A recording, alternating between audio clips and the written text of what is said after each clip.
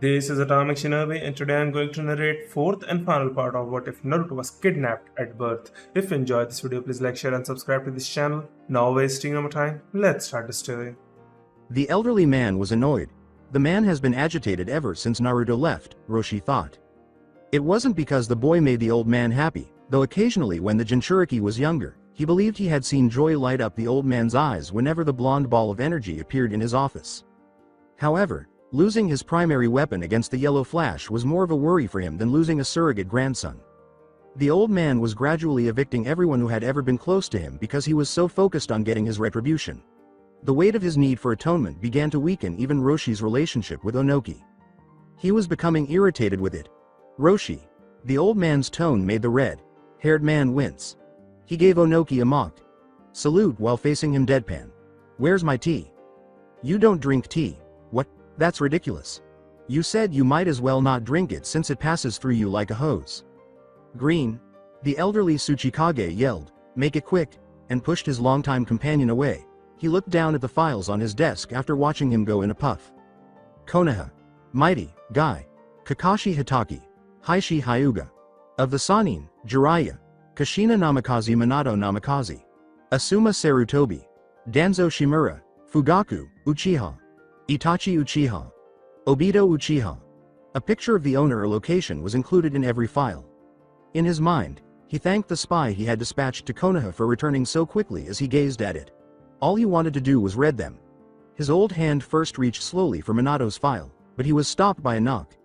His secretary poked her head through the partially open doors as he looked up. When she squeaked, "Sir, there's someone here to see you," Onoki growled and reclined in his incredibly comfortable chair that supported his back. "Who?" A smooth, icy voice said, "Thank you, child," as the voice's owner shoved her aside. Onoki was taken aback when Orochimaru entered his office wearing a cunning smile. "That will be all," he remarked smugly. The secretary squinted at him before asking the elderly man to confirm, but he merely nodded and waved her away. "You have a lot of courage to step into my office as if you owned it," Onoki began, standing. "Or just a lot of stupidity." Orochimaru chuckled. My, someone's obviously missed their afternoon nap," Sannin, the snake, sarcastically remarked. "What did you say?" Orochimaru continued, sticking his tongue out of his mouth and licking the side of his chin. "Or maybe it's because someone took your favorite toy away," he said. Onoki could feel his anger building inside of him. His only desire was to put an end to this. Put this whiny kid in his proper place. But, fearful of the Sannin, he inquired, "What do you know?" He said, "I know what happened that night," and Onoki froze. A sly smile had crept onto Orochimaru's lips, and the Tsuchikage growled. "I know it was you who hired that Akatsuki member to steal young Naruto from his crib and deliver him to you," Orochimaru said. Onoki made a swift motion to call in 6 of his finest Anbu, who surrounded Orochimaru and stabbed him with their katanas. 6 brown snakes rushed out of the pale Sannin's gaping mouth to bite each of the Anbu after he was startled by the sudden action.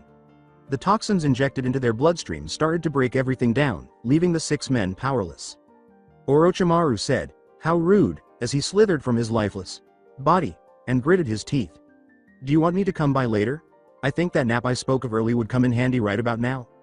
When Onoki demanded, "I want to know why you're here, now tell me," Orochimaru bowed. He laughed and got up, saying, "As you wish." Onoki raised an eyebrow at this. "I have a proposition that I think you'll be interested in," he said. "It concerns that accursed place, the place that must be destroyed, wiped out of the map. I'm talking about Konoha." "Get to it, boy," snapped Onoki. With his hands clasped together in front of his mouth, Onoki leaned back in his chair and asked, "How would you like to get rid of that place once and for all?" As he considered what the Sannin had just suggested, he sat there and gazed at Orochimaru. "I'm listening." "So, that's the rundown of what's going on," Obito said, looking at the backup team that had arrived an hour earlier. The sun hadn't risen yet, so even though it was officially morning, it was still night. At this point, the moon was still visible and shining down on everything. "I see," Neji replied. He glanced at his team and saw that everyone was prepared for what lay ahead. Given their experience, he was confident that Lee and Tendon could care for themselves. His nerves weren't calmed by that. Neji inquired, "So what's the plan?" The original plan was to protect the townspeople while they build the bridge and wait for Zabuza to reappear. But with Gato involved, that throws a wrench into the plan, Obito told them, occasionally biting his inner cheeks. "So I ask again, what's the plan?" He paused and said, Well, I'm not sure what Kurenai was thinking, but I had an unorthodox idea. I was planning to have someone sneak into Gado's ranks, gain his trust so when we attack from the outside, we'll also attack from the inside. Why haven't you spoke with Kurenai about this? Neji responded. Obito shifted comically uncomfortably in his place while the three of them stared at him. Everyone but Obito gasped when he said, well, cuz. I just came up with it, and Uchiha merely laughed sheepishly. The three reluctantly agreed, but said, but come on, isn't that a better idea than just waiting to be attacked like sitting ducks? Who's going to carry out such a dangerous mission? Lee inquired. After saying, it can't be Kurenai or Tenten, since they're girls, no offense, but it's more of a no girls allowed kind of gang. Obito hurriedly added the final sentence to prevent his ass from being stabbed by several sharp, pointed weapons. Obito stopped to point at him, then went silent, then shook his head. Neji's out since his eyes are a dead giveaway. Lee, he said. Just, no. That only leaves you, Kiba, Shino and Sasuke. The group turned and said, and me, as Naruto emerged from behind one of the numerous trees that surrounded them. And him, Obito smiled in agreement. After glancing at Obito, the three turned back to Naruto for a final look. Him, flinched Obito. Obito claimed, what's wrong with him? Besides, it's not like he's going to go alone, as he approached the blonde and put his left arm around Younger's shoulders. Neji inquired, you'll be joining him? Nah, not me, Naruto said, looking up at Obito with obstinacy and a hint of resentment. Naruto added, if it's not you, then I'd rather go alone, but Obito ruffled his hair. If it was up to me, you'd have your way, but unfortunately, this is the part where Kurenai will most likely throw her weight around and assert her authority as the only female leader, said Obito. He concluded, which is to say, she most likely have Sasuke go with you, and nearly laughed when he saw Naruto's expression. He wished he had brought his camera because he was completely hysterical. Hell no. Someone's gotta look after you and I'd do it, but who's going to deal with Zabuza if he shows up again? Kurenai is not strong enough to handle him alone and Neji is too fresh. No offense, he said. Neji exhaled deeply, realizing that Obito was right. Naruto complained, I think Shino would make a better companion, as he slipped past Obito's embrace. Hell, even Dogface and Mudboy would make a decent partner than that pompous princess. Tenten prodded Neji and Lee to get their attention during their lengthy argument. I don't get it, is Kiba Dogface or Mudboy? Neji replied knowingly, it's obvious, isn't it? Kiba is clearly Mudboy, but Lee shook his head. No, I think you are mistaken, Neji.kun. I think Naruto called Kiba Dogface and Akamaru Mudboy, Lee responded. What? That's preposterous. Akamaru has a dog's face since he's an actual dog, Dogface, and Kiba is Mudboy because he is a boy. Tenten, but Akamaru's a boy too, she said. Does Kiba have the face of a dog? Tenten and Lee both said, depends on who you ask, simultaneously. When the elder Uchiha said, this is not up for debate, Naruto, the three of them ceased talking. With a light glare, Obito shot down all of Naruto's remaining questions, leaving no room for debate. Sasuke is capable and intelligent. I personally trained him and know what he is capable of. True, he doesn't have the best attitude, but he's all you got. Knowing when he was being beaten, Naruto crossed his arms but remained silent. Glad you see it my way. A fresh voice behind Obito said, let's just hope Kurenai sees it, too, and Uchiha reportedly laughed. He started to say, yeah, I hope, but stopped when he turned to see Kurenai looking at him with her arms folded across her full breasts. Obito rubbed the back of his head and laughed sheepishly. Coward, Naruto muttered to himself. Obito remarked, it was his idea, gesturing to Naruto. The blonde cast a betrayed glance at the Uchiha. Cowardly traitor. So, you're not only going to risk the Hokage's son's life but also the Uchiha's heirs? All because the kid's plan was better than just waiting here like. How was it you described it? Sarcastically responded Kurenai. Obito let out a sigh. Like sitting ducks, was his somber response. Kurenai crossed her arms, nodded her head. Right. Ducks. Why exactly should I agree to this plan? Well, primarily, because I'm in charge of this team as the senior Jonin, he said, coughing into his hand. Kurenai glared in response. He put on a serious face and Kurenai had to look away from the intensity of his gaze. Also because you know it's the only way to free these people from Gado's grasp, he said. She could practically feel the intensity of his passion radiating off of him and onto her. I wouldn't be able to live with myself if I just walked away from this injustice. Obito abruptly turned away from her. When he said, he's going, looking back at Kurenai, he turned his head. Since Sasuke is technically your charge now, you can keep him from going. But Naruto's still going. Obito then strolled back to rejoin Neji's group, which also included Naruto, to carry on their conversation. Did he have a point? Kurenai inhaled deeply as she turned to return to her room.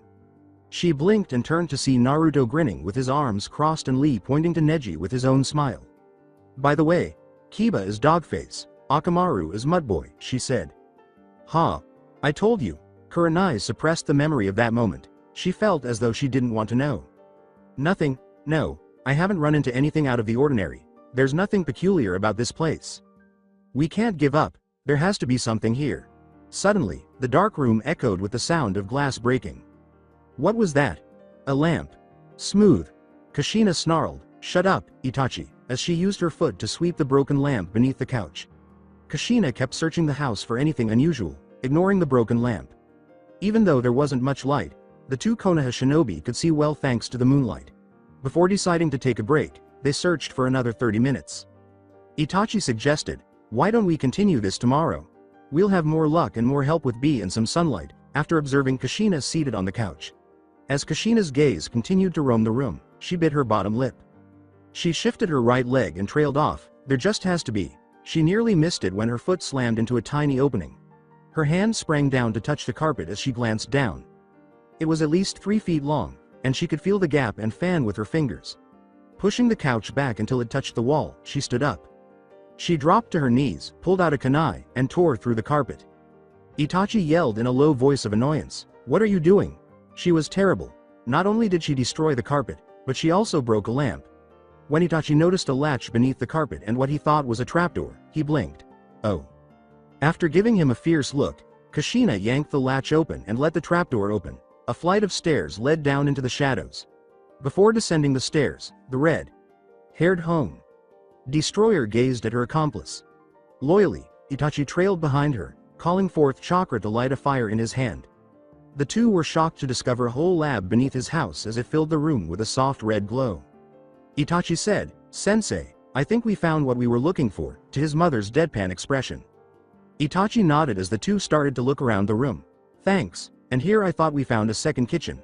Split up, if there's anything that's related to Konoha in any way, it's evidence," he said. Both shinobi had access to logs, journals, test tubes filled with indistinguishable liquids, and tools used for dissection or autopsies. Anything that is commonly found in a laboratory. After another half hour, the two were still unable to find anything. In any case, nothing they found helpful. As he rummaged through the bookshelf, Itachi pleaded, "Let's go, Sensei. It's getting late, someone might get suspicious and inform the Raikage of our disappearance." Besides, he was growing weary of turning up nothing. A book with the Konoha symbol embroidered on the front cover caused him to pause. "What did you find?" inquired Kushina. As she approached her student, she noticed that he was using his Sharingan to speed up his reading and was flipping through a book at incredible speeds. "What?" he gasped in surprise as he abruptly stopped and turned back a few pages. His eyes were constantly moving, never remaining still for more than a nanosecond, as Kushina could see. Placing his finger next to a paragraph in the center of the page, he gave Kushina the book. "Read." The battle was tough, but in the end, Kumo came out the victor.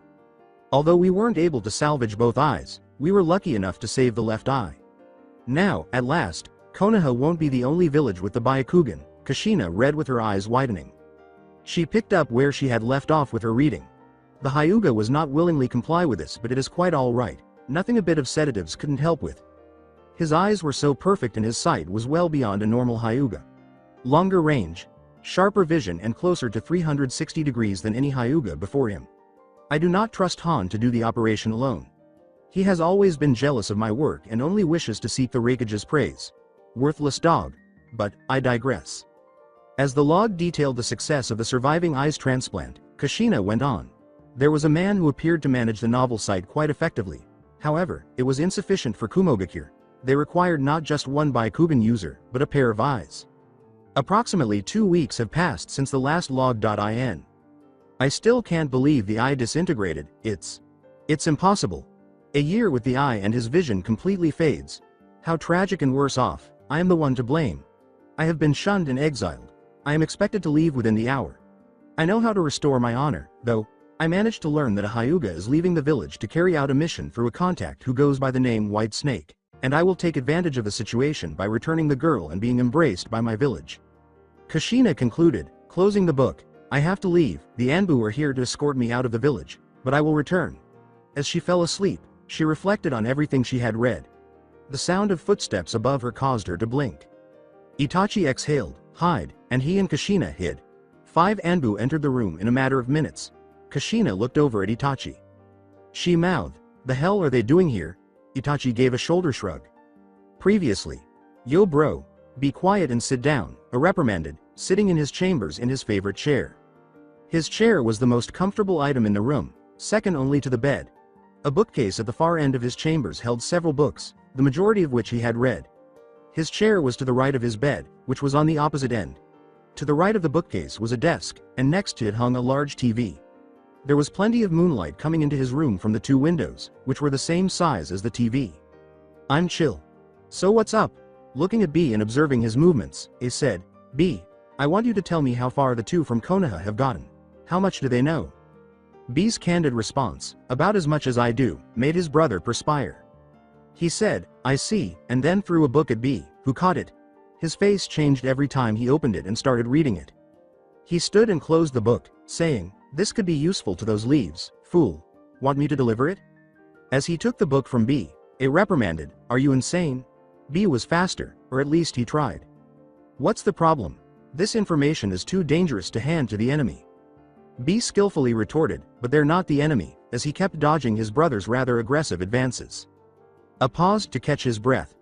B, you're too naive to understand how these things work, he said. Trying not to lash out at the idiot, he gazed at his brother. B simply stood there, listening to his brother's words. Today, they're nice to you, but tomorrow, I can guarantee that you'll find a kunai sticking out of your back. I know how sly Konoha tries to be, with their talk of peace and whatnot. I've been duped by one before, and I'm lucky to be alive now. Bro. Give me the book. B. Before continuing their argument, the 2 kept staring at one another. After hours of arguments, B finally felt his will give out. An Anbu interrupted him as he raised his arm to throw the book to A. Lord Rakage, Lord B, he said, bowing down in front of all of them. What is it? The 2 Konoha shinobi are not in their rooms. In fact, the faculty at the hotel has seen neither hide or hair of the 2 since they first checked in. He told his superiors. A smirked in disgust and knowledge as he turned to face his brother. A went to retrieve his white sleeveless coat and said, did I not tell you? I warned you that they were not to be trusted. B. Anbu, where are these 2? B said, they're at the old man's home, while glancing at the ground. How do you know? An agitated A inquired. They asked me to take them on a sort of tour tomorrow, to see the places the old man had gone to while he was here. B replied monotonously. A simply continued to gaze at his brother before turning his attention to the Anbu. You heard him. Send a squad of Anbu to recover them, the Anbu said, nodding, and proceeded to carry out his leader's order. When B felt his enormous hand touch his left shoulder, he looked up. The man's eyes showed him compassion, which was extremely uncommon. You did the right thing. B, now go rest up, it's late. B remained silent as his brother departed, most likely to get ready to verbally and physically abuse his 2 guests. Itachi and Kushina watched as Anbu unexpectedly flooded into the house from all sides. They were fortunate to have gotten past the 5 Anbu who arrived first. They would have undoubtedly been apprehended right now if they had waited even a fraction of a second longer. As they made their way to the village's gates, Itachi proposed, let's go back to Konoha. We have what we came for. Kushina countered, not like we have much of a choice. Before Itachi threw Kushina the scroll containing the sealed book, they ran silently. She gave him a strange look, but all he could do was smile knowingly. Upon arriving at the gates, Itachi entwined his hands to propel Kushina over the oversized gates. They chose to find another way out after reading that Kumo's gates were constructed of a unique substance that absorbed chakras. The 2 elements sent Kushina flying, with chakra flowing through her feet and his hands. She was just 10 feet away from the top at the height of her flight. She sent a spike chain out of her sleeves and connected it to the wall, as any other person in her position would do. Before the wall absorbed the chakra, she managed to hold on and swiftly ascended the remaining distance. After reaching the summit, Kushina pulled back the chain, but he then fired another one down and hit the ground next to Itachi. Their escape was accelerated when Itachi leapt on and ran up the chain using his chakra. A voice exclaimed, lightning style. Spear. As a lightning bolt struck Kushina's chain. In order to protect Itachi, Kushina unchained her as she leapt to her feet. She turned to the assailant right away and made hand signals. With 2 nods from his subordinates, the Anbu commanded, "Tell the Raikage that we located them," and departed. Before slamming her hands against the gate, she exclaimed, "Uzumaki art! Chains of the damned!" as they glowed a ghostly white. After trembling for a few seconds, the gate stopped moving. A number of chains suddenly sprang from the ground beneath the Anbu and encircled his neck, torso, arms, knees, and ankles. The chains tightened, choking him on his spit before causing spikes to pierce his skin. With a sickly smile, she said to him, "This is where things get a little complicated for me." Itachi was suspended in midair with his eyes closed as she apprehended the leader. He said, "I'm sorry, but I cannot let you leave alive," as his Mangekyo Sharingan spun wildly and his right eye snapped open. Black flames then engulfed the 2 unwary Anbu, and despite their attempts to extinguish them, the flames kept burning. The calm Itachi said, "It is useless," as he landed next to his teacher. "The Amaterasu flames cannot be put out if I do not wish it. You see, my student here just killed 2 of your charges," Kushina went on, disregarding the man's incessant moans and whimpering. "That's not going to look good for Konoha, and you're a witness. I can't have any witnesses." Without warning, Itachi approached the man as Kushina tugged on the chains, bringing him to his knees and pulling his head back. The man looked up as Itachi reached out with his right hand and took hold of his head. The Anbu was tied to a table, his body too stunned to move, and only the Uchiha's left eye was open. He looked around and screamed, "What's going on?" In reality, the ground was a black sea, and the sky was a bloody red. He had night, black skin, too. Itachi's voice said, "We will be here for quite a while, 70.2 hours, to be exact," as he emerged from the Black Sea. Itachi's kunai was pointing at the man's heart at speeds too fast for the Anbu to keep up. "Let's begin." In the real world, the man went limp a second later, and Kushina let him go. She knew it was difficult to dismiss Amaterasu and Tsukuyomi when he performed them consecutively, so she gave Itachi some time to heal. A moment later, he said, "Let's go," and the 2 leapt down, landing with the proper technique and avoiding leg breakage or suicide. However, Itachi caught Kushina with Susanoo's right hand to assist her with her landing. She reprimanded, "I can take care of myself," but Itachi disregarded her as they sprinted to the bridge. When they noticed B standing in the center of the bridge with his arms crossed and a frown on his face, they came to a halt. Gasping, "B," Kushina said. Kushina was taken aback when B said, "Only one of you leaves," but Itachi had anticipated this. He pulled out his black coat and threw it aside, thumping lightly on the floor. He wore his old, immaculate Anbu uniform underneath his coat. "Itachi," he said, "Go sensei, I can handle this," and then he nodded to B. The Jinchuriki approached the bridge's edge in order to leap over the handle and plummet. Itachi walked to the edge of the platform of the village after understanding. "You're crazy if you think." After telling her, "There's no time to think, sensei. You have to deliver that book to Konoha as fast as you can," he collapsed forward. Trailing B. Kushina clenched her fists and gritted her teeth as she watched him leave. B had landed on one of the natural earth spikes, just as Itachi had anticipated. A few hundred feet from B, he landed on the tip of one, and the 2 gazed at one another. Itachi used a kunai, and B used one of his blades, but the 2 acted without a signal and engaged in a clash of steel. After separating, the 2 resumed their blade dances. B was able to keep up with Itachi, but he was aware that he could make B's head spin if the Uchiha took this seriously. Itachi grinned as they said their goodbyes. He said, "Use your blades," and B arched an eyebrow. "All of them." Now he understood. He pulled out his 7 blades and arranged them according to his fighting style before soaring in Itachi's direction. Itachi pulled out another kunai, waited for the Jinchuriki, and then parried 2 blades. Just as a 3rd blade attempted to rip his left arm off, he twisted. To his surprise, he noticed a small scratch on his Anbu uniform. Then another, and another one. Still reeling from the speed at which B was moving, Itachi leapt away from him. B twirled the blades in his hands and laughed. The once onyx hue of Itachi's eyes changed to a blood red, and each pupil was surrounded by 3 magatamas. As they avoided, parried, or deflected each other's blows, the 2 came into contact once more. Until Itachi finally removed all but one of B's blades, they fought on. Both of them gasped as they parted ways, but B was the only one who did so. B glanced at Itachi behind his sunglasses, his sweat trickling from his hot face. "You wanted to fight me, but we both know you can't win unless you use everything you got," he said. He snarled, but the Hachibi's chakra encircled B a moment later. B, in his demon cloak, resembled a humanoid ox as black as night, with 4 chakra tails swaying and swirling behind him and red chakra encircling him. B caught Itachi off guard with his lariat, sending the Uchiha prodigy flying back into the enormous rock structure that supported Kumogakure before Itachi could blink. Itachi's landing area was encircled by debris, and B waited for Itachi to recover while growling silently. But he soon lost patience and raced in the direction of the fallen genius. Itachi's serene words, patience, reverberated as a chakra. Only hand emerged from the rubble, seized B, and hurled him through 5 boulders. The Jinchuriki looked up to see liquid flames circling each rib of a ribcage hovering around Itachi.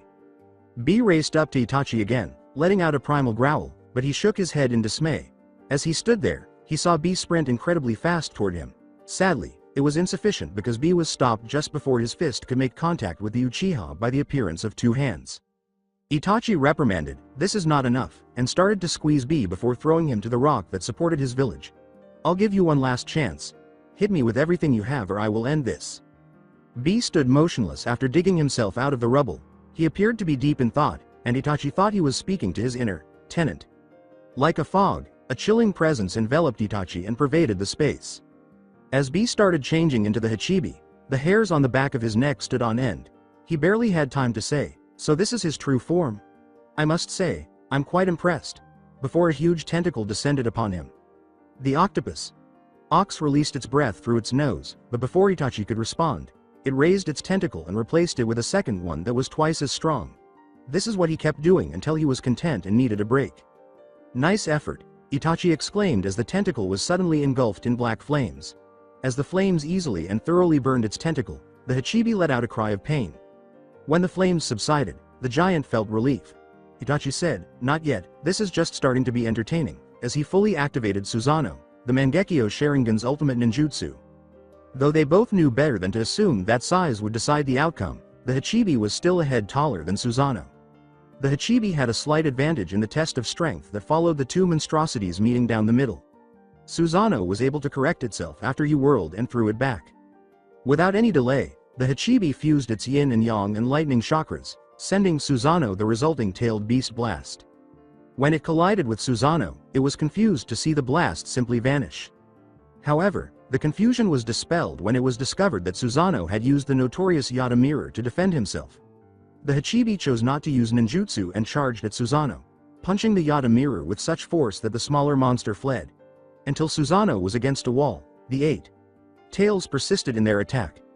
The Hachibi leapt back as a ring of black flames pulsed from the warrior, its instincts taking over. Itachi said, "Time to end this," and slammed the Yata mirror's hands together after ordering Susanoo to put it away. Taking advantage of Susanoo's 2 occupied hands, the Hachibi conjured up another tailed beast blast and let it fly, unwilling to discover what the Uchiha had in store. Nevertheless, the outcome remained the same. Susanoo used a second set of arms slightly beneath the first ones to remove the Yata mirror. Multiple magatamas were hanging from a long thread of chakra that connected Susanoo's hands when he separated them. A huge explosion rocked the ground beneath them as he waved his hands, sending the magatamas hurtling in the direction of the Hachibi. As he turned off Susanoo, Itachi gasped. His chakra reserves had been depleted by that last attack. The Hachibi snarled in frustration, if not weakness, and his eyes snapped open. He observed that the Biju was still standing and preparing to use a third-tailed beast blast to destroy him. Itachi was too exhausted to outrun the blast's radius and knew he wouldn't be able to call upon Susanoo in time to repel the attack.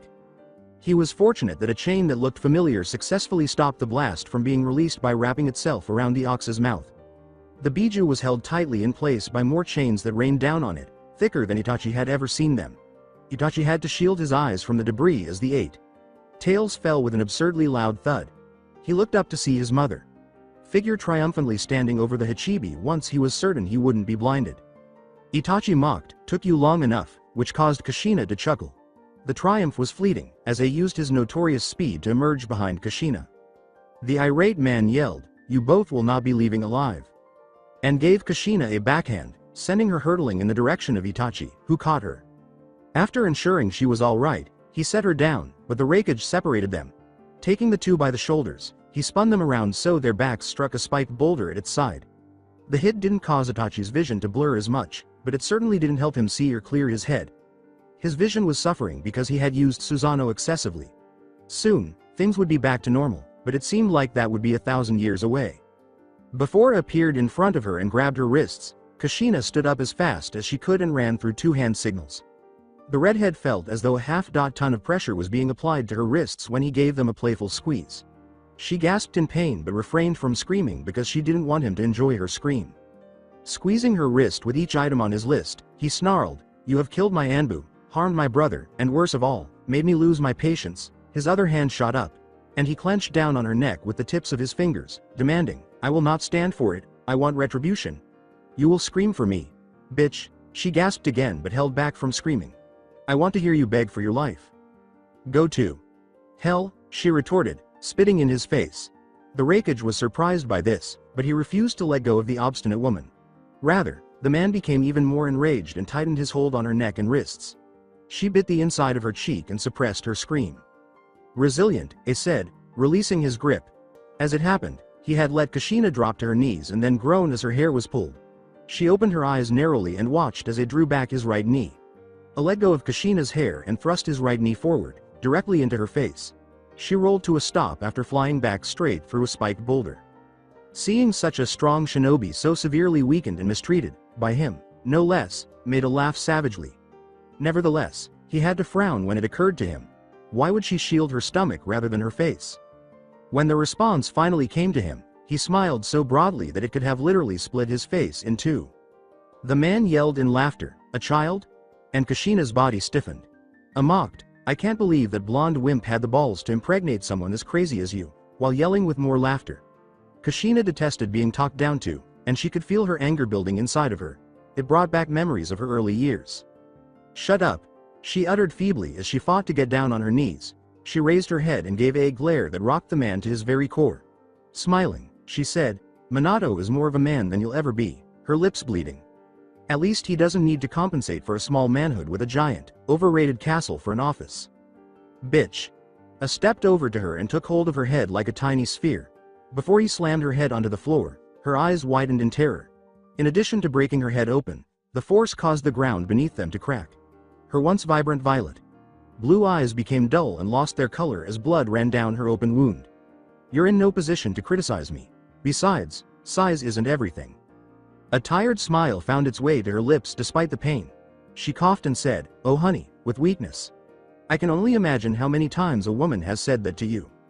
"Silence," he commanded, pressing his hand to her head.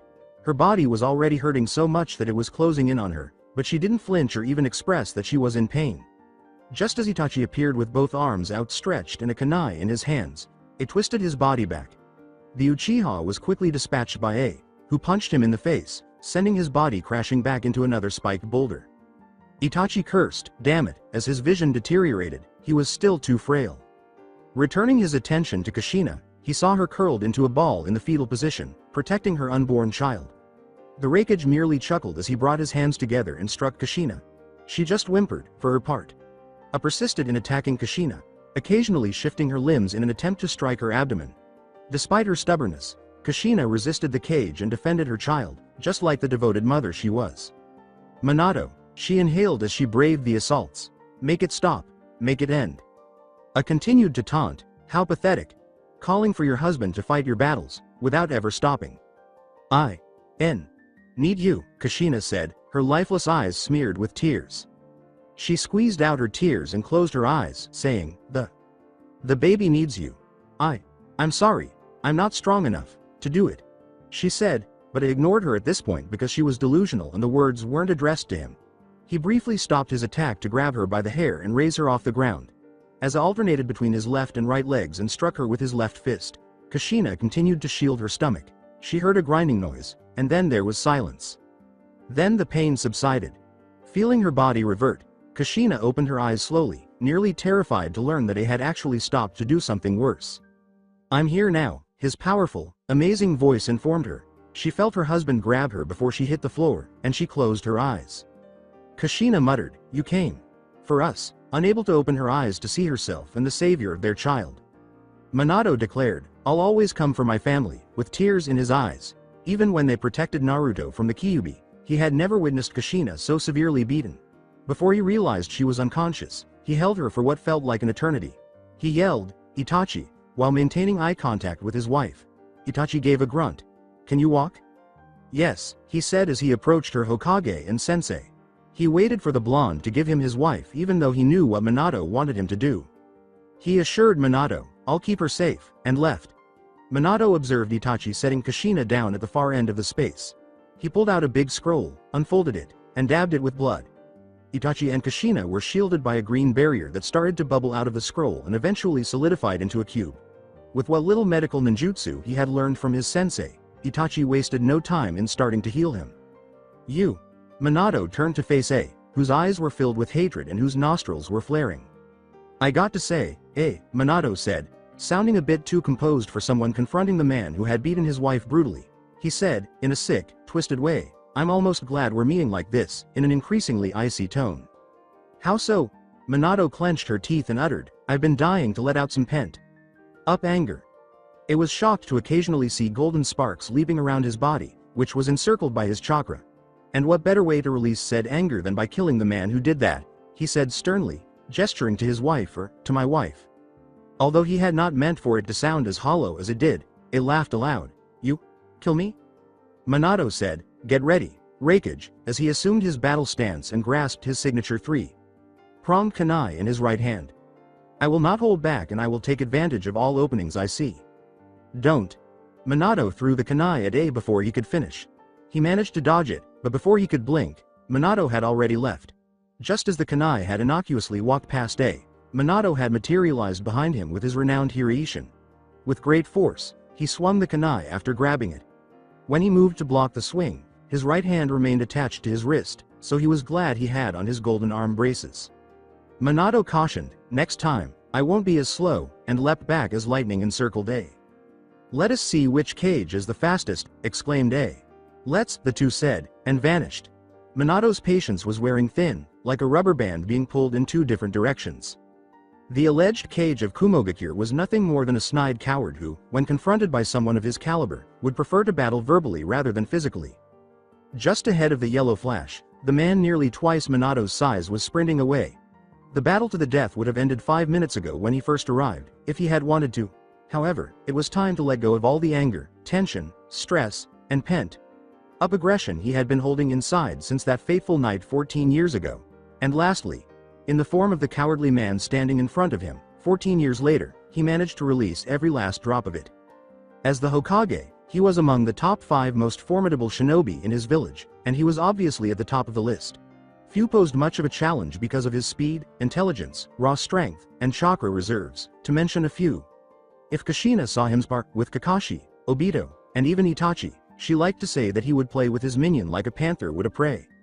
And he was the only one fighting without his elemental jutsus or Hiraishin. Only Kushina, Kakashi, Obito, and Itachi knew about half of what the blonde could do if he ever decided to get serious, but everyone in Konoha knew that he was death in sheep's clothing. If he didn't pass away first, the Raikage would be the first to witness Minato's full potential tonight.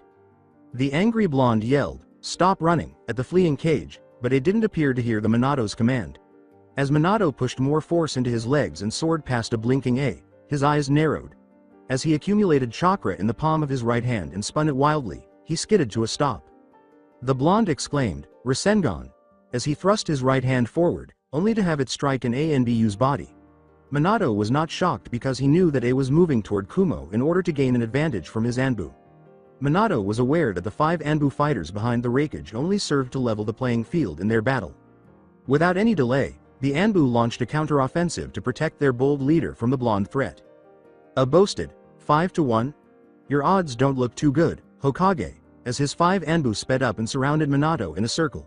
Before they all came to a halt on board, the Anbu silently flashed hand signals.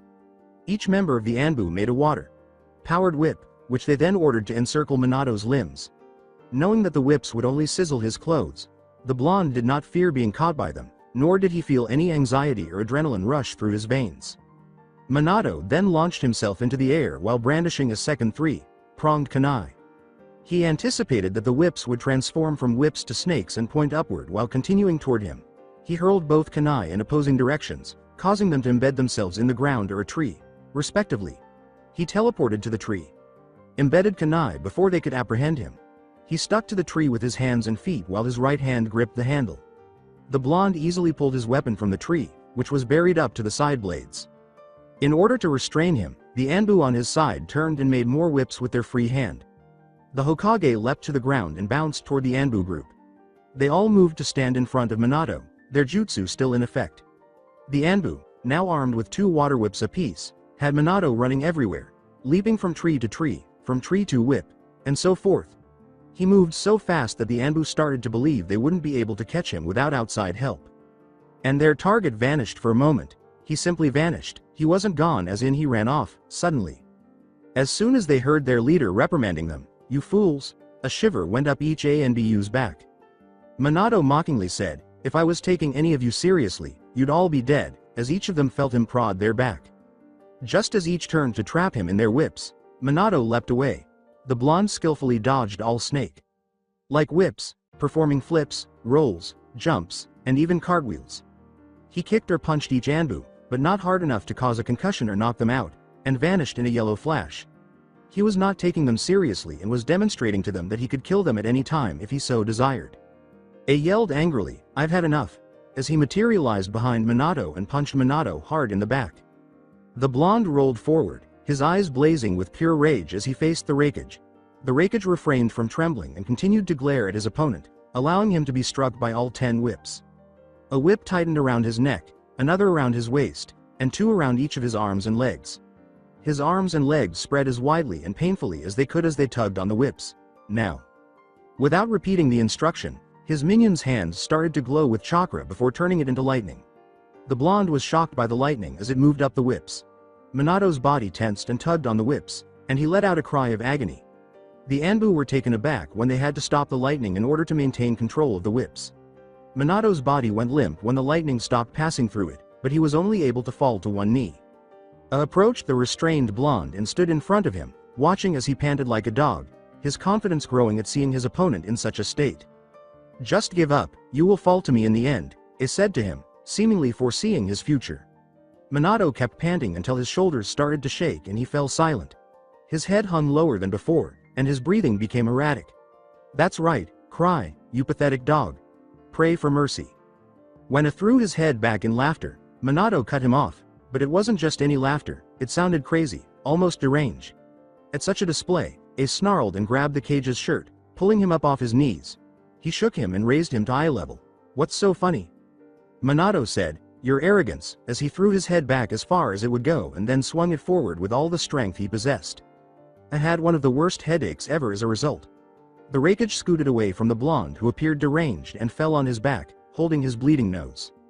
I commanded, "End this," and the Anbu obeyed, charging their lightning and sending it to the Hokage. He was already standing, and the lightning and whips made his limbs stretch out and his body straighten. Each of the ANBUs smirked as the blonde poured out another cry. He halted abruptly and gave a little laugh. "Just kidding," Minato said, tightening his jaw and drawing his limbs closer to his body.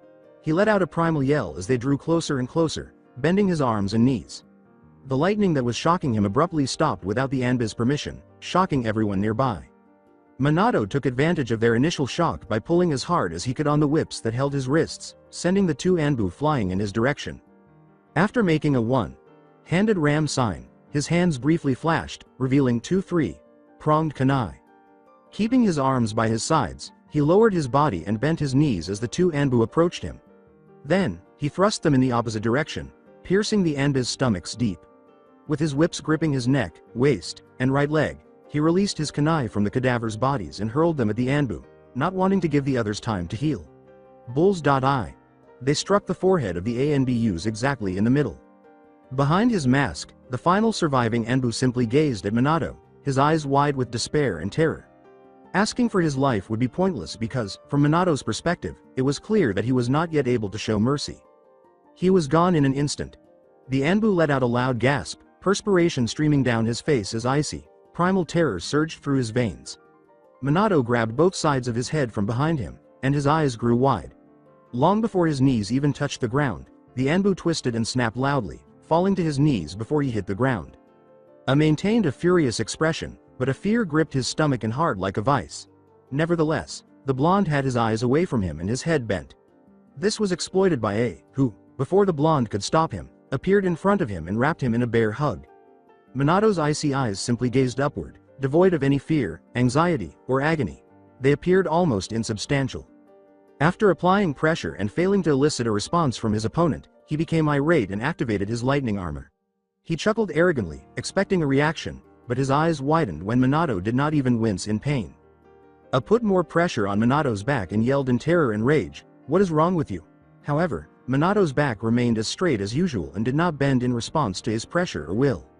Minato passively remarked, "I'm used to lightning running through my body," while he pushed his hands apart like he was opening a door. I knew that what Minato had said was false, but he was unable to explain how. Before the man could regain control of Minato, Minato thrust an open palm forward, sending the Raikage reeling back with the speed of a man who has earned the nickname Flash. Dusting off his white trench coat, the Hokage landed on his feet. With his teeth clenched, he rolled to his feet and growled in frustration. In addition to the fact that he wasn't being serious, he was furious that the blonde idiot could have struck him so severely. It was the Raikage, so he shouldn't have to take anyone seriously, even though he wasn't treating Minato with the respect he deserved. After all, he was the greatest of the best. A chilling and eerie chakra poured out around the Raikage, stopping his heart. However, where did it originate? It appeared that Minato was unaware of the unsettling chakra. "Eh?" Minato yelled, returning his kunai to his pouch. When he said, "It's time we take this seriously," his eyes widened a little, and she noticed a hint of mischief in the blonde's eyes. The warm-up was fun and all, but this next part, I'm going to enjoy the most. A stammered, "You." Arrogant. Unintelligibly, Minato stooped to strike, smirking as he did so. Keeping his hands over his godmother to prevent her from dying in his grasp, Itachi muttered to himself. "Everything will be okay," Itachi occasionally assured her. He would shout her name to get her to open her eyes, which kept closing. With her head lolling from side to side, she uttered the feeble words, "I'm tired, Itachi." She gave the order, "Just make sure the baby is okay." "But you," she said gravely, "we both know what's going to happen to me," her gaze meeting Itachi's. Even though she was too exhausted to keep them open for very long, she still had a genuine smile on her face. "I'm okay with it. What I'm not okay with, though, is the death of my child." Itachi was about to say, "But, Sensei," when Kushina grabbed his collar and drew him to her. The intensity in his godmother's eyes startled Itachi, and her eyes sprang open, glaring holes into his. Itachi nodded in agreement as she let go of his collar. "If my child does not make it out of this, and I do, I will make sure to make your life a living hell," she said angrily. His eyes widened as he sighed and moved his hands over her stomach. "What is it?" she inquired, startled by Itachi's shocked expression. Itachi muttered, "The heartbeat," his gaze never leaving her abdomen. He uttered the words softly before falling asleep, to feel actual life. Itachi was such a child at times, and Kushina grinned at seeing him in that state. As her vision started to blur and she realized how difficult it was to stay awake, Kushina thought, "I think I'll take a nap." Her breathing slowed as she closed her eyes, and she abruptly lost all sensation in her body.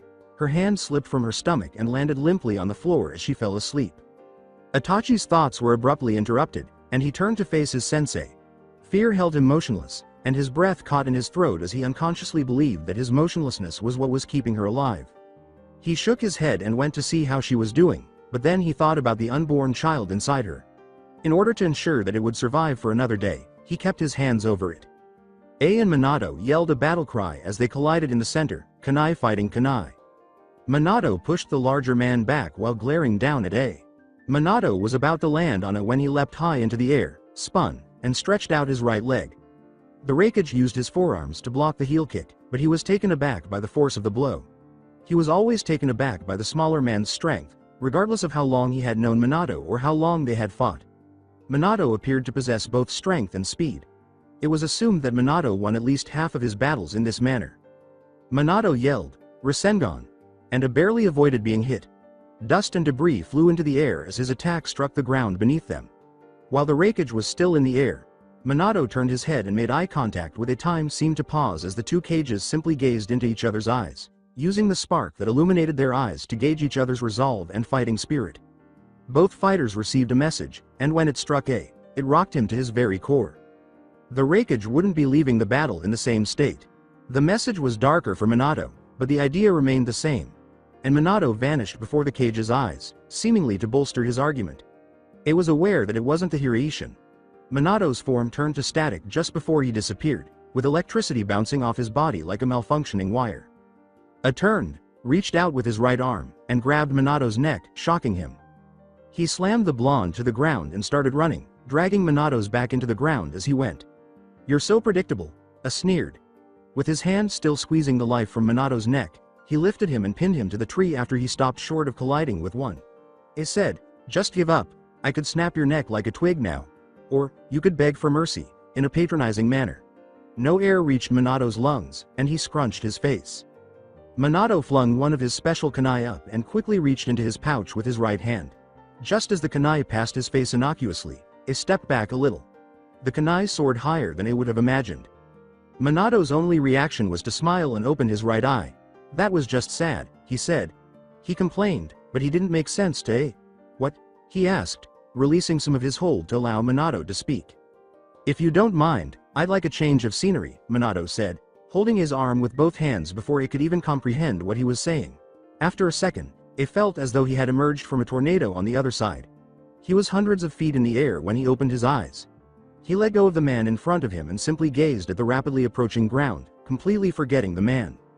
He cried out in agony, "Ah!" as a kunai embedded itself in his left leg. With a growl, he tore the weapon from his leg and looked back to see Minato grinning dimly. He felt another kunai dig into his lower back after he vanished in an instant. It was barely an inch from his vertebrae at most. He became aware that Minato was still not paying attention to him as he took off the kunai.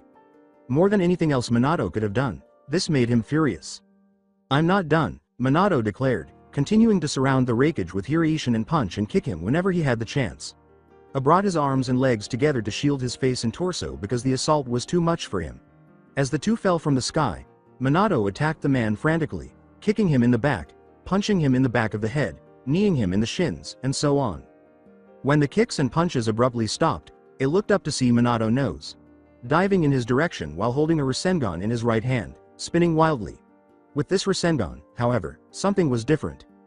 The attack's outer shell contained the lightning that roared defiantly, coming from the chakra sphere's omphalos.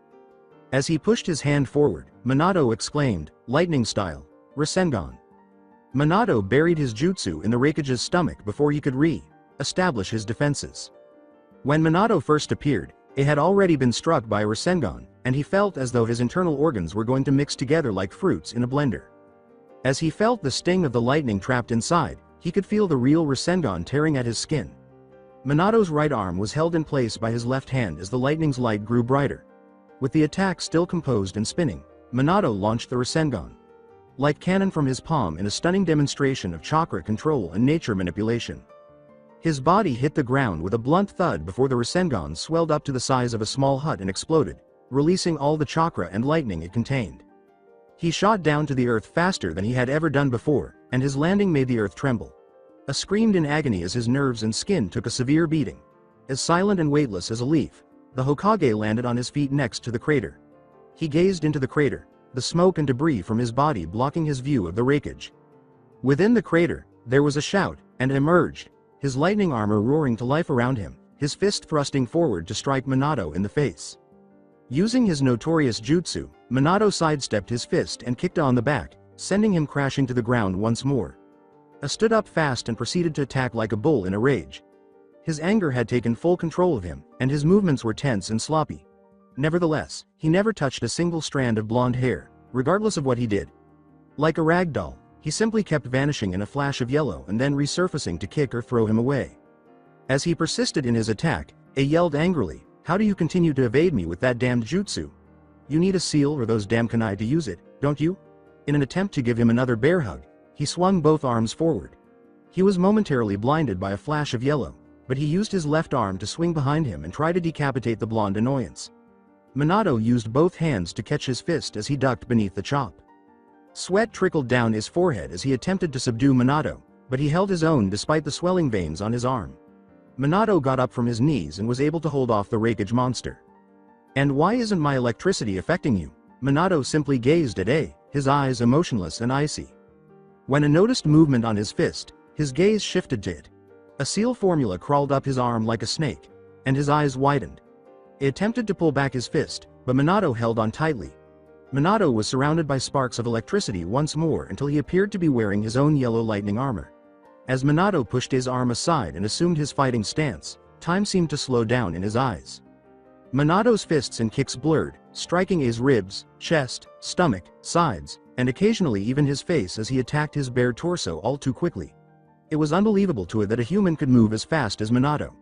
Although he was already known for being the fastest man, second only to Minato, of course, and he was aware that he and Minato had pushed the speed limits for all shinobi, it was shocked and even alarmed to see him push them even further. And what could this man do? It took a hard kick to the chin in the final blow, which was possibly the most devastating. He only came to a halt when he struck a tree and broke it in two after flying far away from the blonde. He noticed that Minato's fists and kicks had left indentations on his body.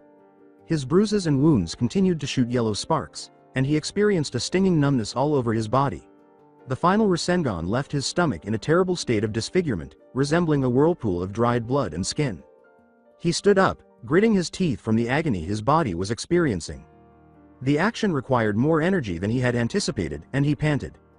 After waiting for the man to stand, Minato watched as the blonde started to approach him before launching into a full-fledged run. He dug all 10 fingers into the ground and growled. He gripped on tight as he raised the ground before him, and now he was holding a huge rock from earth. It might as well have been the size of a single-story house. Impressed by the strength it still possessed, Minato halted her run and gazed up at the boulder.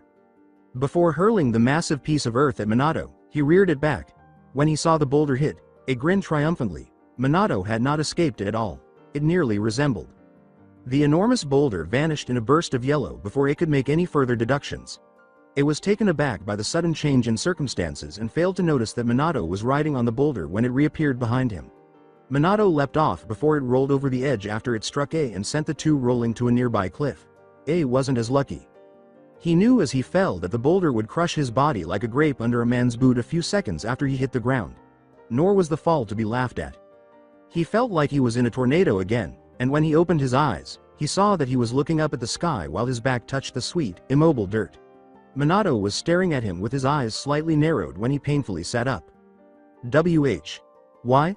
Minato scowled as a stammered out. Minato replied, "We're not done," and I felt his blood chill.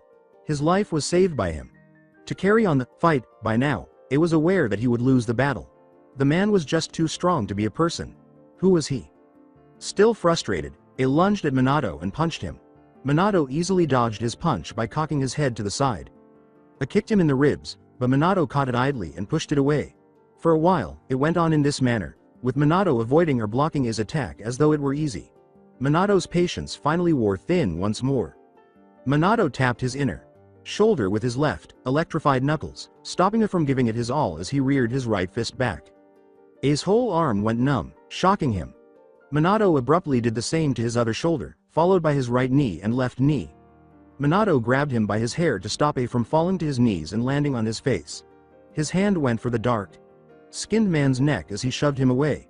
He only wanted to keep A motionless, so he didn't put any pressure on it. Minato retracted his right fist and then pounded A's face.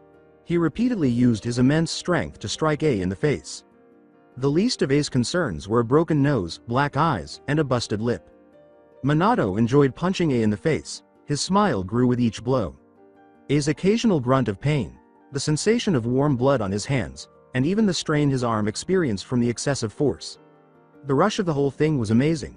He was aware that he could kill a lot of people. In fact, he used this ability to change the outcome of the Third Shinobi War. He was still doing it, taking his time, and as his fists continued to pound A's face, he felt the life slowly ebbing away. It's simply thrilling. For a brief moment, he let go of it in order to move behind him and seize both of his wrists. He started tugging at his arms, and when he heard a nice pop from both of his shoulders, he was very happy. The agonizing pain took a moment to reach A's brain, but once it did, he made sure everyone in earshot knew how terrible it was. Minato forced the legendary fourth Raikage to eat dirt by pushing and placing his foot on his back. Minato's smile split his face in two as he continued to push him deeper into the ground with his foot on his back. Minato stood over A, kicking him to his back while observing his apparent fading in and out of consciousness. The Rasengan roared to life as Minato gathered his chakra in his open right palm, then cackled as his lightning jumped around inside. He could satisfy the man's bloodlust, drive the Rasengan through his heart, and end it. As night fell, a few rays of the sun shone on the earth, but the Hokage was unconcerned with such insignificant things. Nothing would stop him now, rain or shine. With his arm tense and poised to strike like a viper, Minato sucked on his teeth. At last, he buried the elemental Rasengan into A's right knee by cocking his arm back. as the Rasengan sliced his kneecap into thousands of fragments. Let out a cry of agony. As the ticking time bomb, like Rasengan, exploded, separating his leg from his thigh, Minato grudgingly teleported away, still drilling at what was left of his knee. His leg was short, circuiting with more alien lightning, and the explosion only made the pain worse. Any normal person could not bear the excruciating pain, and it was no different. As the pain subsided, he could feel his hold on the conscious world loosening. Was awakened once more by Minato's foot stomping on his neck, and his terrified eyes looked up at Minato, who gave him a chilly, hateful glare. When he saw another elemental Rasengan, he whimpered and his right hand moved into his field of vision. No, I beg you," the poor man pleaded, his cheeks and eyes watering. Minato looked up, as though seeking a response from the sky, while maintaining his foot on the man's neck. He sighed and closed his eyes, realizing that he was getting out of control. He wasn't a man who enjoyed killing, so he knew he should just spread his jutsu and let the man live his miserable life. Unbeknownst to him, his Rasengan shrank until it was the size of a pebble the more his thoughts went in that direction. Then he noticed Kushina in the same condition that this man had left her. The Rasengan quickly returned to its initial size before growing to the size of a human head. As he prepared his jutsu to take life, Minato looked down at his fellow Kage and said nothing to him. The blonde exclaimed, "Minato," as he saw his sensei sprinting toward him and pleading with the Hokage to halt. Minato simply continued to stare at him before turning back to the man who would soon die. A voice yelled, "Storm style! Laser circus!" Minato leapt away as several beams approached him. He was shocked when the beams redirected themselves to continue chasing the fallen Kage, as he had assumed they would have struck him. He managed to dodge every beam with his lightning body flicker and ended up standing beside Jiraiya. Grabbing Minato's left shoulder, Jiraiya said, "Kid, let's get out of here." For a moment, he believed Minato was going to thrust that Rasengan in his face as he tensed. Fortunately for him, Minato bit his inner cheek and turned off the Rasengan. Jiraiya told him, "Come on, their reinforcements are coming," and Minato nearly burst out laughing. He could handle them all. When he looked into his chakra reserves, he winced. He had been careless and used up quite a bit of it. His eyes met the savior of the Raikage, a rather tall, dark-skinned man with shaggy, white hair and a bulbous nose. He had a one-strapped flak jacket, loose fitting pants, bandages on his wrists, and a high-collared, sleeveless uniform. The four were certain that they had been fortunate. Minato gave Jiraiya one last look before they fled from the cage. Jiraiya shuddered inwardly as Minato asked bluntly, "How'd you get here?" "Your bodyguards. They insisted I come, just in case you needed the back up," he said, laughing, thinking the entire thing was absurd. Though he didn't find it as funny as Jiraiya, Minato also thought it was absurd. Minato eventually outran Jiraiya because he wanted to see his wife. When she looked around and realized she wasn't where he had left her, his eyes widened. Observing the expression on his former pupil's face, Jiraiya remarked, "They probably took her back to get medical attention."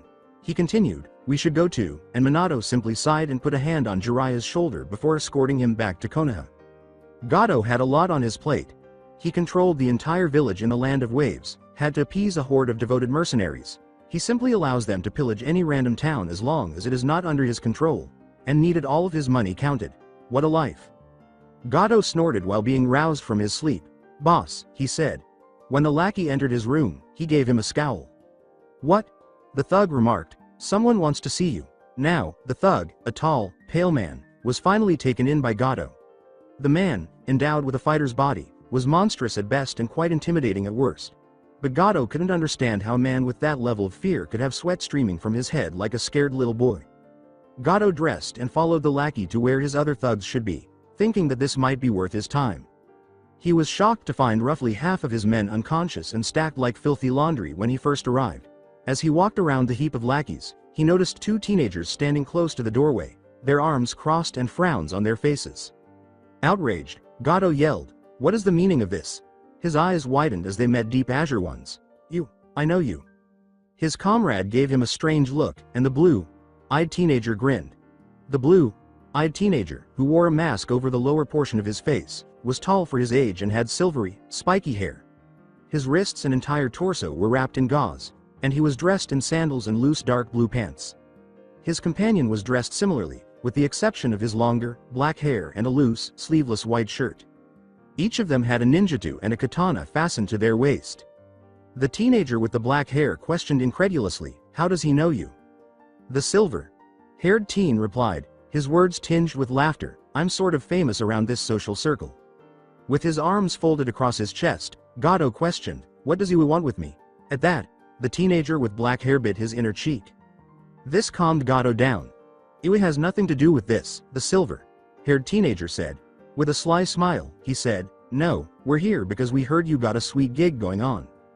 After saying, hey, I don't know what you're talking about, Gato turned to go. The black-haired teen said, that's too bad, I'd hate for all those drugs to go to such a waste, which caused tension in the room. Gato turned to face the two teenagers and approached them. He had to look up because he was so short, but he didn't mind. What did you say? Listen, runt, the silver-haired teenager said, pushing Gato away with blue eyes that gleamed with a hint of resolve. After witnessing a display of the teenager's skill, Gato's men stiffened and appeared hesitant to engage in combat. He told him, you may be a successful drug trafficking overlord, but remember who helped you achieve that status. Gato looked at him in disbelief. Gato thought he saw fangs when the masked teen grinned beneath his mask. What exactly do you want? Gato asked, gathering his thoughts and reclaiming his position as the boss. The teenager in the mask merely grinned, his eyes wrinkled. When Gato saw his reaction, his eyes widened and the teenager blinked. We just want in on this job, the one with the village in the land of waves, he said.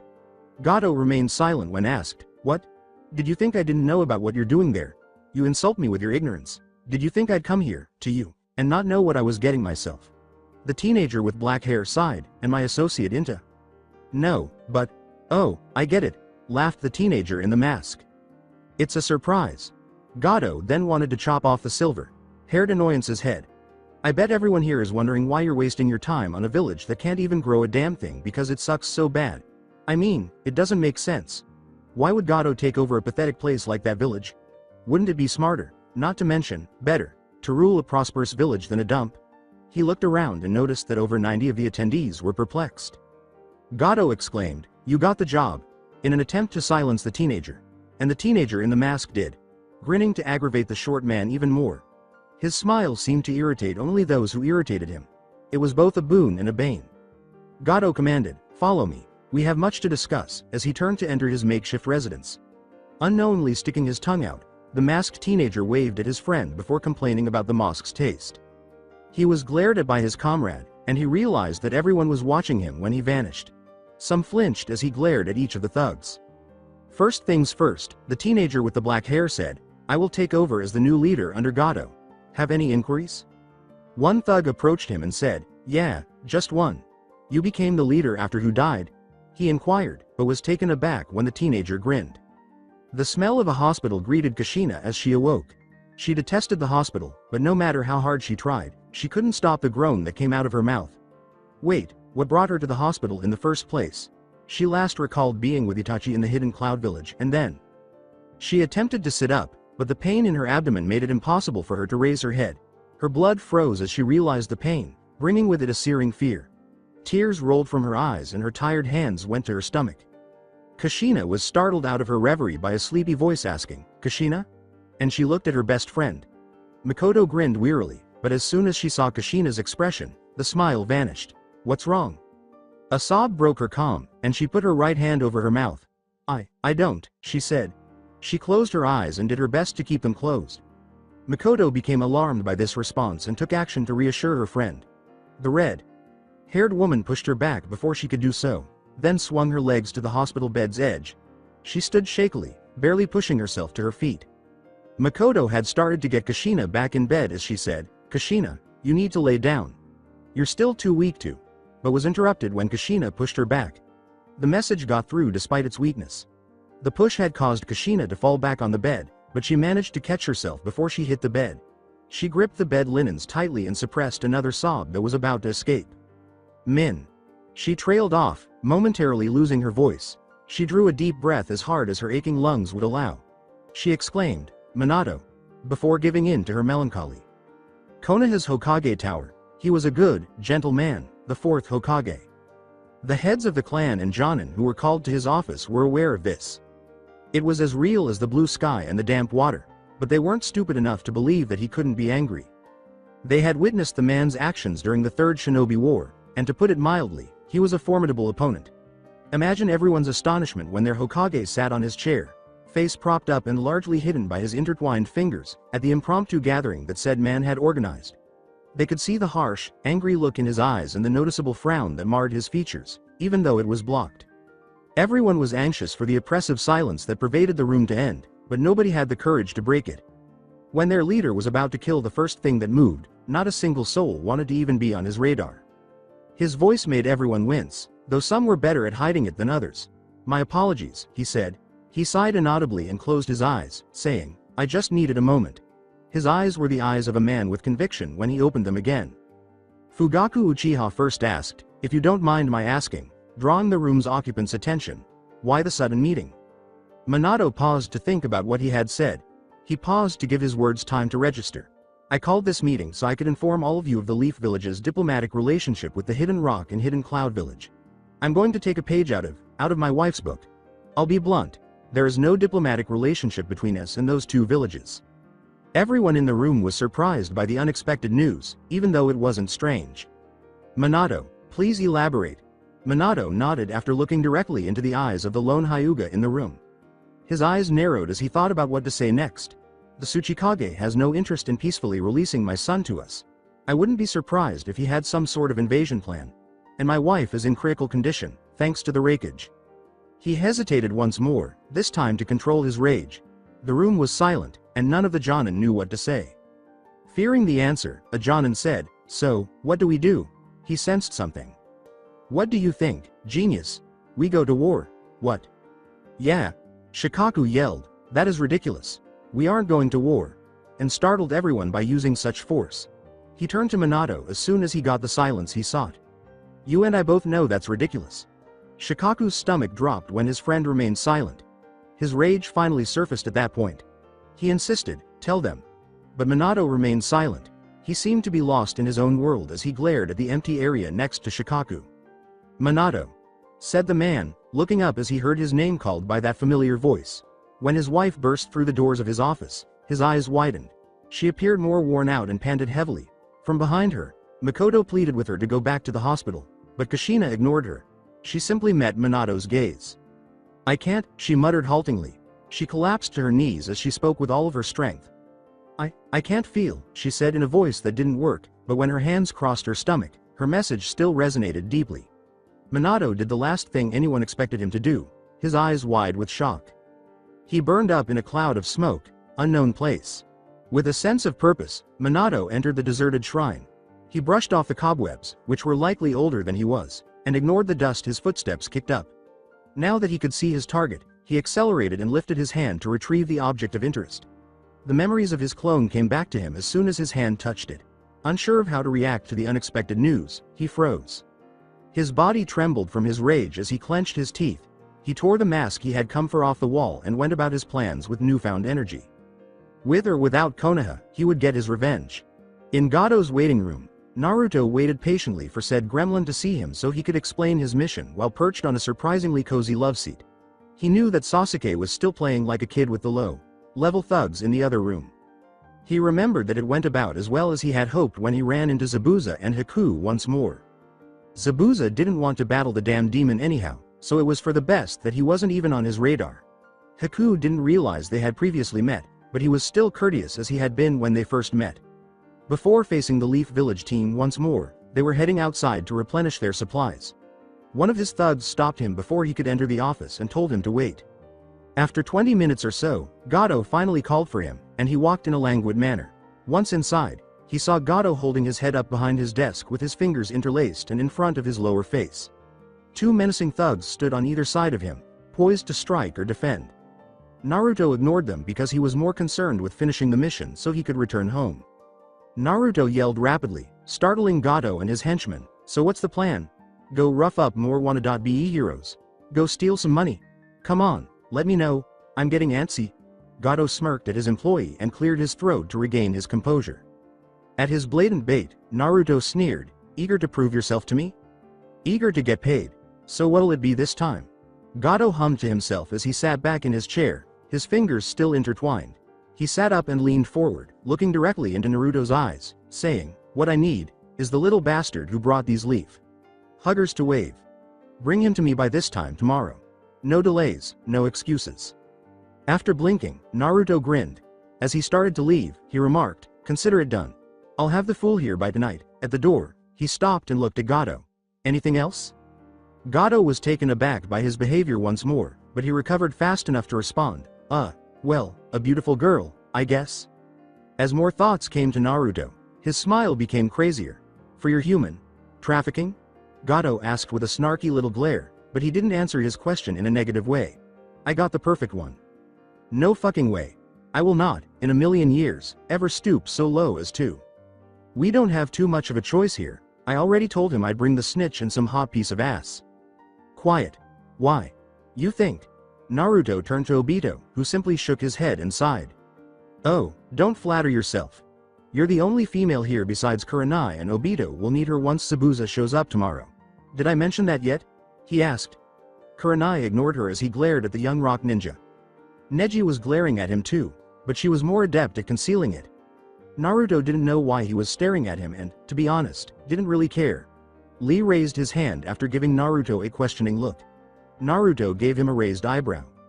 "So, I am to play the snitch?" Naruto gave a nod. "Yes, Lee. See, the way I figure, we could give them Inari and I'd be able to keep a clone on him to keep him safe at all times, but I also figured it would make shutting down Gato from the inside easier and faster if we had 3 moles on the inside, instead of just 2.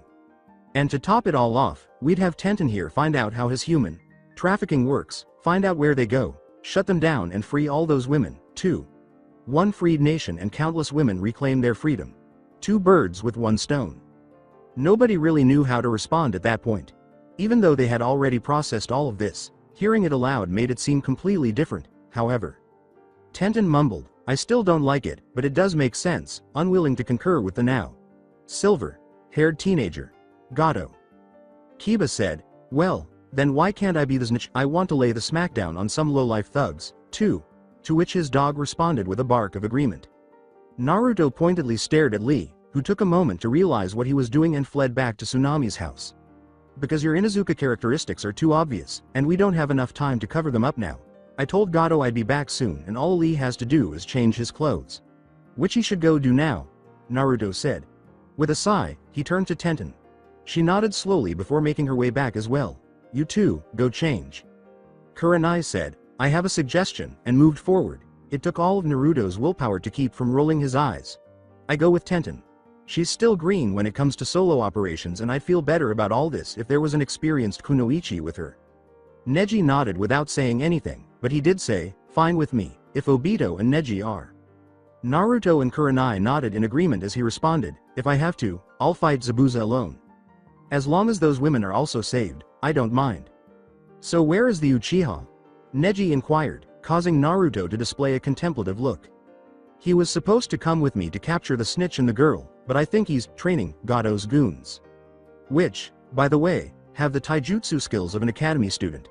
They have weapons of various shapes and sharpness but will be dealt with easily enough. Nothing the 3 of us wouldn't be able to handle." He looked at his current co-workers. He was starting to like Leaf Ninja, but he still had his Rock Village mentality.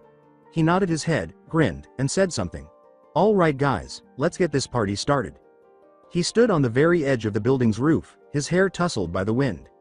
Sasuke saw Gato and a group of his body members make their way to the carriage that would transport them to the bridge, where Obito and his makeshift allies were currently fending off Zabuza and his helper, Haku.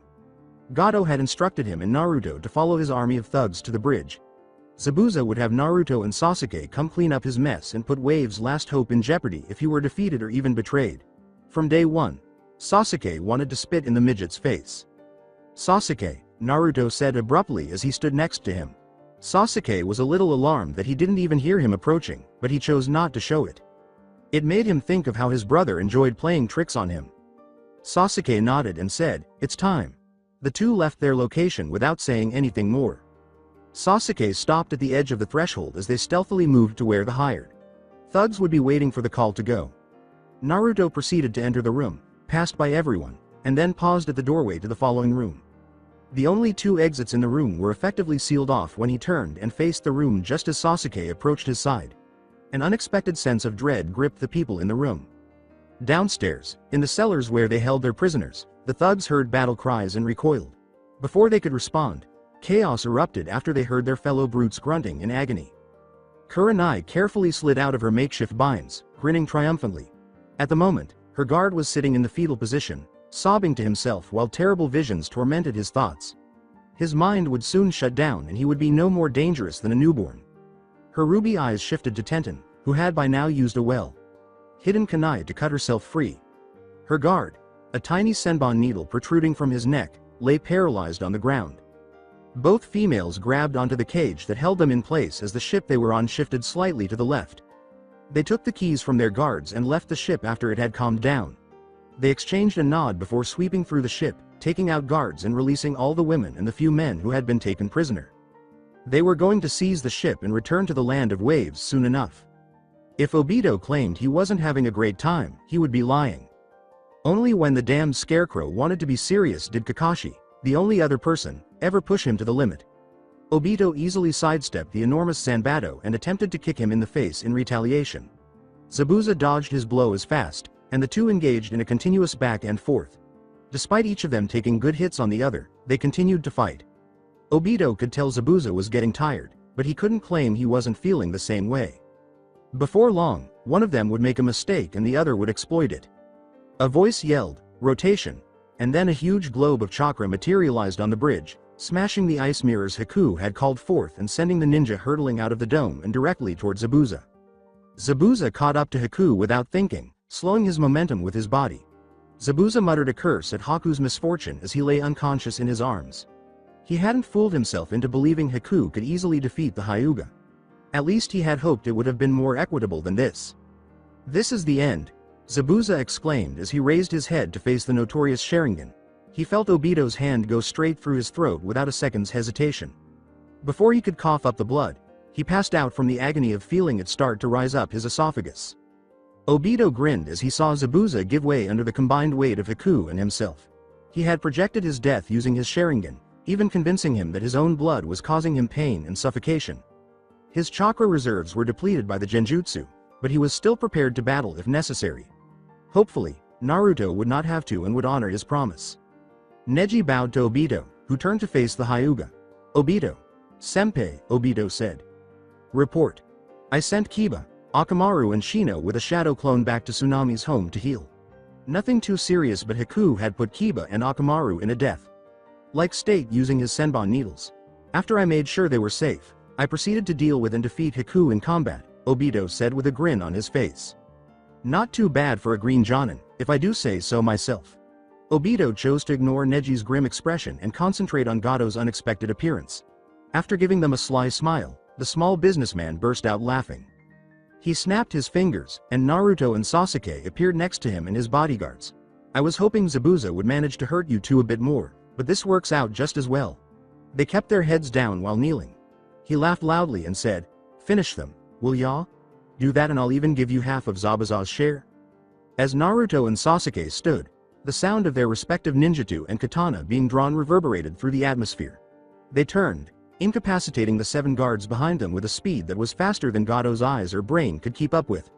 When Gato saw the blood flowing freely in his direction, he turned, and his blood turned to ice. "WW what are you?" As he showed the midget his Sharingan, Sasuke declared, "We don't need your money." Slowly spinning, the 3 Tomo lulled the corrupt company into a deep slumber. He landed on the pool of blood after falling backward. With a sigh, Naruto swung his blade out, removing the soiled blood from it. Before putting his katana away, Sasuke swung it more theatrically. After exchanging nods, they started to move in Obito's direction, but Lee emerged and gave them both a hug before they could get to him. He swung them around after lifting them off their feet. "Oh, good friends. We have come to this poverty-stricken land and have aided in their attempt to gain freedom from such a horrible man. With teamwork and friendship, we've accomplished the impossible, and now, as we speak, my dear teammate Tenten and Kurenai Sensei will be giving freedom to others. Oh, such a joyous day as this. We must revel in the springtime of our youths." Lee screamed, causing ringing noises to ears as well as Sasuke's. While Sasuke and Naruto attempted to break free from Lee's unfathomably powerful vice grip, Obito and Neji looked on in laughter. Obito dismissed his team after they had freed their fellows from Lee, instructing them to rest but to watch out for Tenten and Kurenai. After wondering for a moment how things were in the Leaf Village, Obito shrugged and shook his head, saying he would return in a week.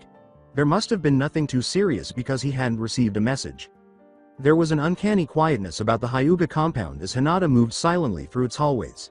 Even though it was late, later than she usually would be, she was unable to fall asleep. She had too many questions, too many concerns, and no real answers. Everything began 2 hours ago. As they waited for the Elder Council to enter her father's office, Hinata sat next to him. Earlier, when he had summoned her to his private study, she had discovered him drinking tea. He had only responded that the elders wanted to speak with them both when asked why she had been called. She waited patiently for the elderly Hyuga members to arrive. Their leader, Hinata's grandfather, cleared his throat when they eventually arrived and took a seat. The elder Hyuga bowed his head and said, "Good evening, Lord Heishi, Lady Hinata." Hinata and Heishi returned the bow. He got back up and shot each elder a shrewd glance before continuing, "Father, why do you seek our presence today?" Heishi was alarmed by the way he responded and the expressions on the other people's faces. "I simply came to discuss some current events and what we, of the Hyuga clan, must and will do to ensure the safety of our village," he said.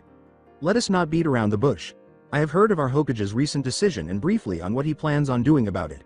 Though foolish, it would be wise to side with the Hokage in his quest to end the leaders of the Hidden Rock and Cloud."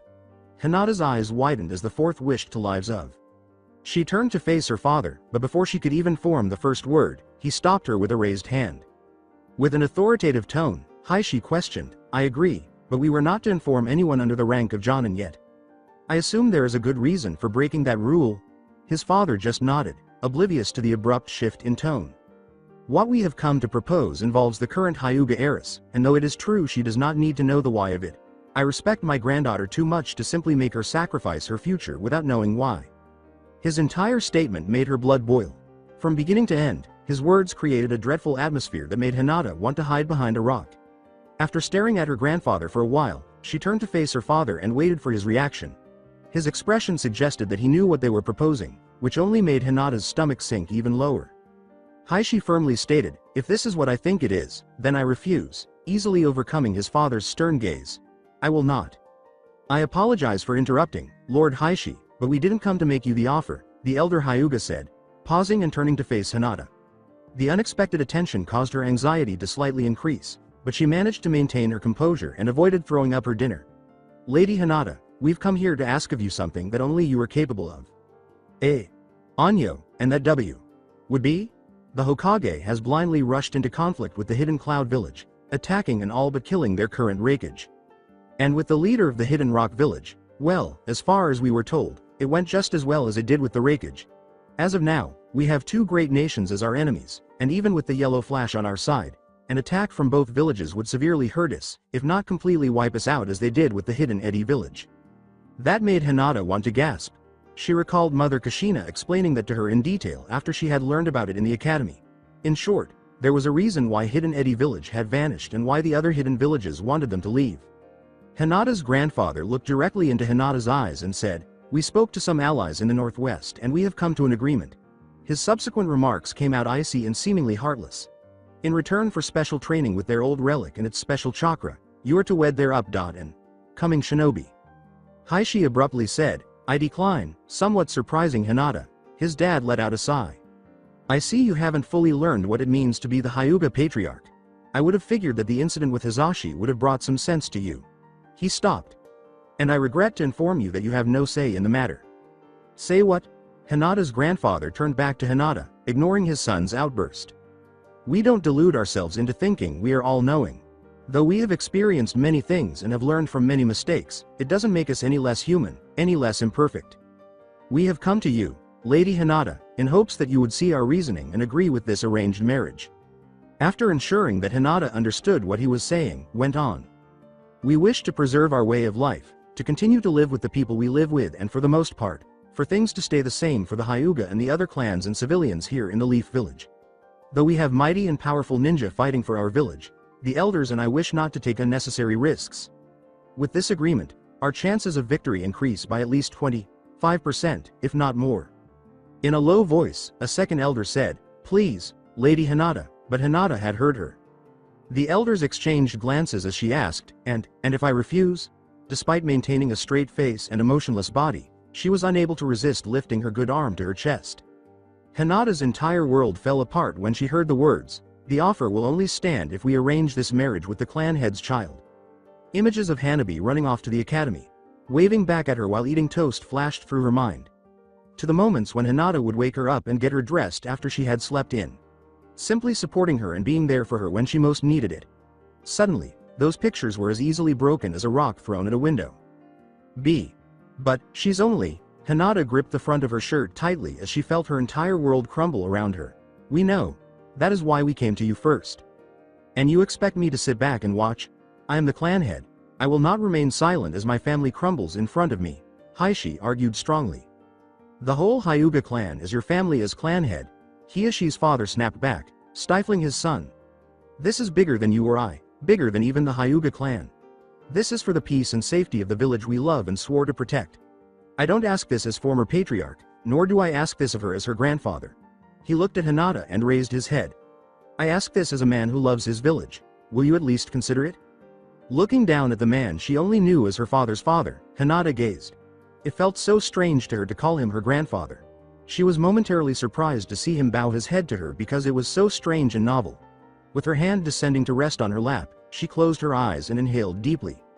If I do this, then Hanabi, her grandfather gave a nod, will not be bothered by this. The hand on her lap caught Hinata's attention. Was she capable of doing this? Would she truly jeopardize her future for the clan's sake? In the village? The more she considered it, the weaker her body felt. She then considered Hanabi and what she would do if she were faced with the circumstance.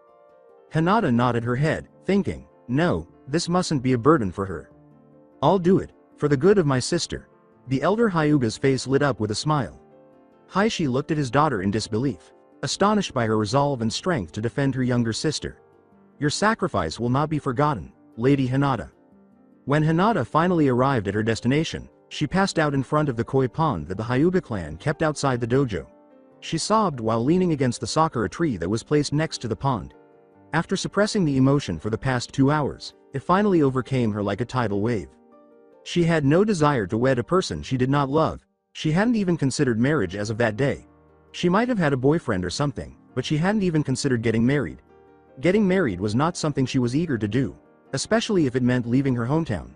She loved the Hidden Leaf and had many memories here. For no one, no reason, not even. She didn't want to go. Her earlier thoughts were halted by the image of the blonde-haired teenager, and fear consumed her. What would he believe? How would he respond? Even better, how would he respond to such a circumstance? He would most likely fight until he was exhausted, then get back up and continue fighting. She gazed at her still healing arm while a wry smile adorned her lovely features. I am unable to fight. I can't fight and rebel because I have too much on my plate. I apologize, Naruto, but I can't allow my younger sister to experience what I'm going through merely out of selfishness. Hinata raised her hands in prayer as she looked up at the sky. We might be together in a different life. Content and untouched. Yes, I am most likely sleeping in your arms while you are there. You look after me and bring me home while grinning that smile I've grown to love. She tried to contain a sob with a giggle, but more tears filled her eyes. Yes, perhaps in a different life. When Naruto entered the Hidden Leaf village, he exhaled deeply. It was by no means that he was pleased to return to Konoha.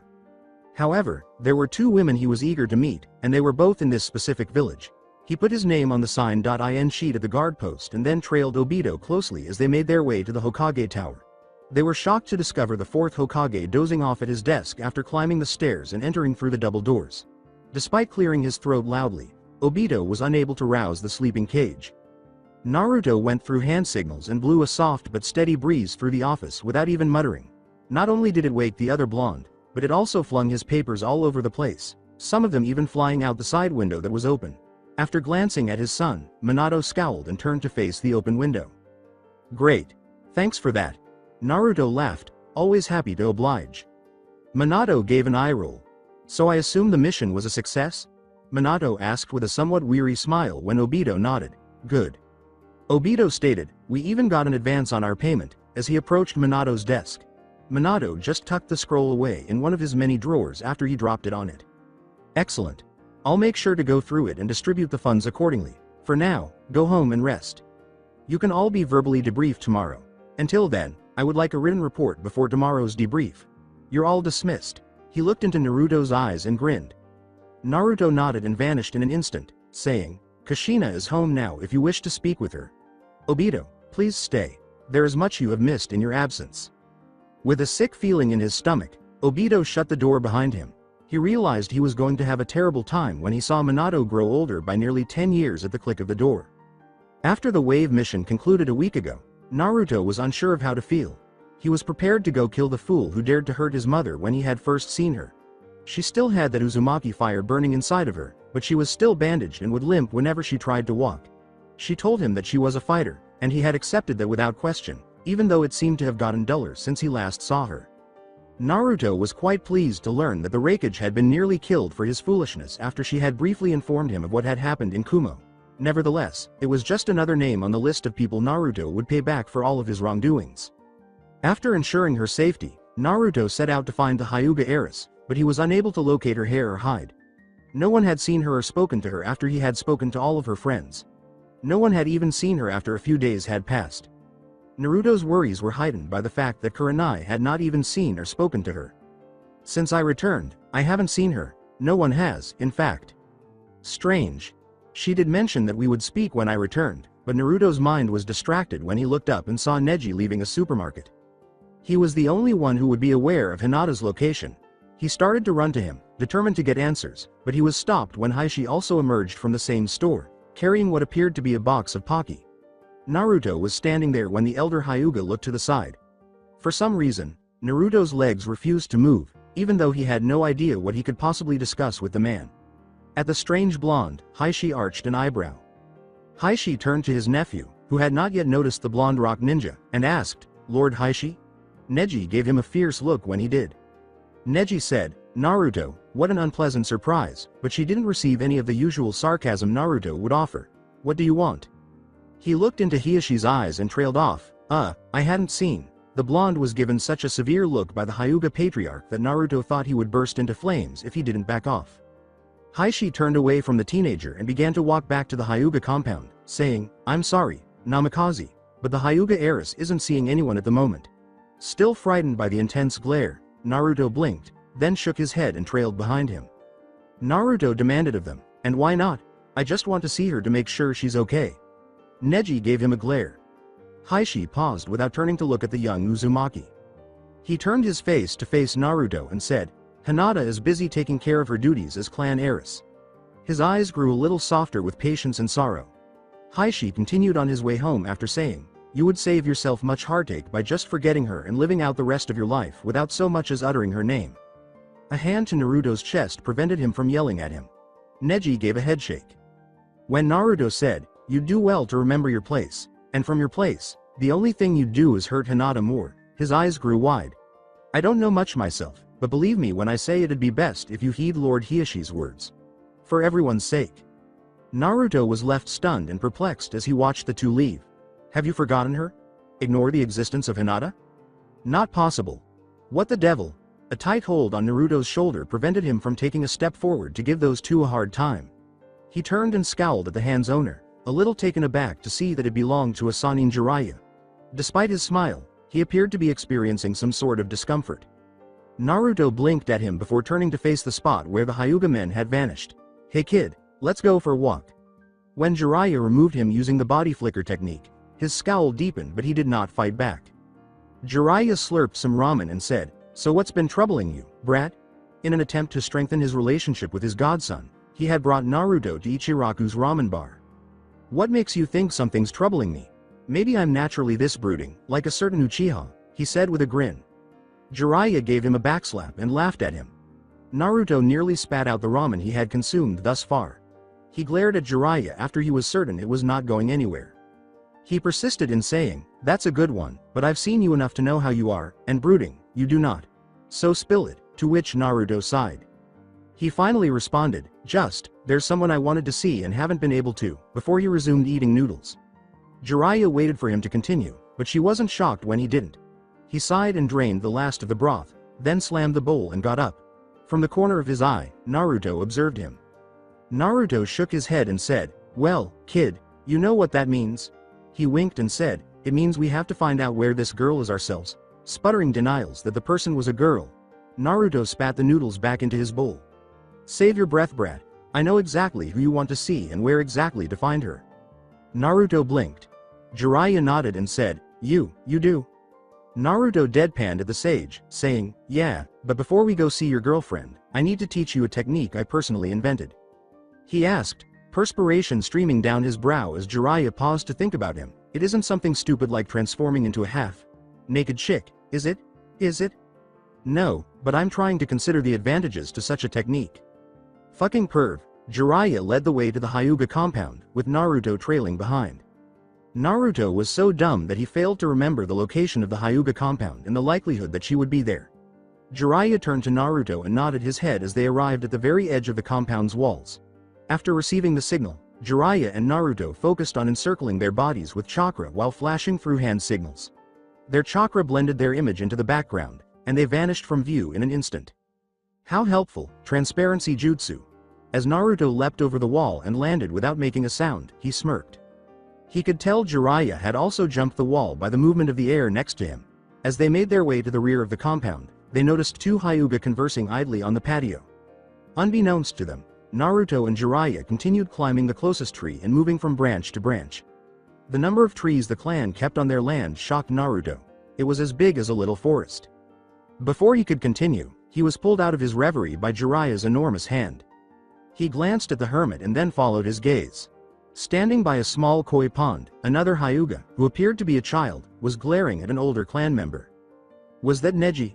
She appeared to be another Hyuga at first, but when he looked closely at the details, he saw that she was actually a miniature Heishi. From his position, Naruto was unable to hear what she was saying. Despite Jiraiya's whispered reprimands, Naruto was able to approach with the grace and stealth he had cultivated over years of training. Leaping to the ground, he moved silently behind the lone tree near the koi pond. This would be sufficiently close. But I don't care. We can't just let her. This is why we didn't want to tell you. Lady Hanabi. Neji sighed in frustration. His eyes grew softer with comprehension as he opened them. This isn't right, I know this. I don't know why, but the clan has decided that this is what's best for us, and Lady Hinata has agreed.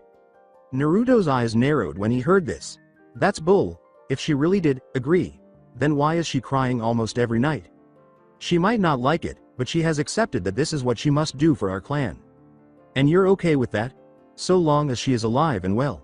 That's all I can ask for. A door slammed a second after Hanabi roared off, saying, You're a coward, Neji. I don't know about you, but I can't just sit back and watch her suffer. Neji shook his head and let out another sigh. Deactivating his camouflage, Naruto emerged from his hiding place. Neji looked up and simultaneously dropped into the gentle fist stance, asking, What's going on, Neji? When he saw who was speaking, his scowl doubled. You are a stubborn one. Naruto nodded toward Hanabi and said, I don't know when to give up. Now, tell me, what the fuck is going on? Neji turned to enter the building after releasing his fighting stance. I don't owe you an explanation. Furious at his disobedience, Naruto clenched his fist and attempted to reason with the foolish Hyuga. Before he knew it, Naruto was taken to the rooftop of a building outside the Hyuga compound after a giant hand clamped down on his left shoulder. He pivoted and gave Jiraiya a growl. What are you doing? I was finally going to get some answers. Naruto was on the ground the next moment, his face stinging from the blow those giant hands had delivered. Don't be stupid. If you had started fighting him, you would have alerted the entire compound and every Hyuga who could fight would come and shut down all your chakra points. And then what? You'd be no closer to finding the truth than you were yesterday and worse off. You'd probably be less than 100% when you take the exams in a few days, Jiraiya said. I don't care about that. I just want to know that she's okay, said Naruto. Jiraiya lifted him off the ground by grabbing him by the collar of his shirt. He raised him to his level and gave him a fierce look. Didn't you hear a word they said? She's fine? So why is she crying? How can she be okay if she's crying? The blonde was silenced as Jiraiya asked, and what will you do when you find out? How would he respond? When Naruto remained silent, Jiraiya let him drop to the ground and started to leave. Take her back with you to the stone village? She asked. You'll save no one if you don't think first. Neji Hyuga? I've heard and seen his skills, and to be honest, he has a slight advantage over you. Here, in his home turf, with back. Up at his beck. In call, he'd have you laying in a pool of your own blood. Jiraiya laughed at him. Hokage's son or not, they don't take too kindly to trespassers. Naruto trembled with rage. He had only ever felt so powerless a few times, and each time he made a commitment to strengthen himself. And it was the same this time.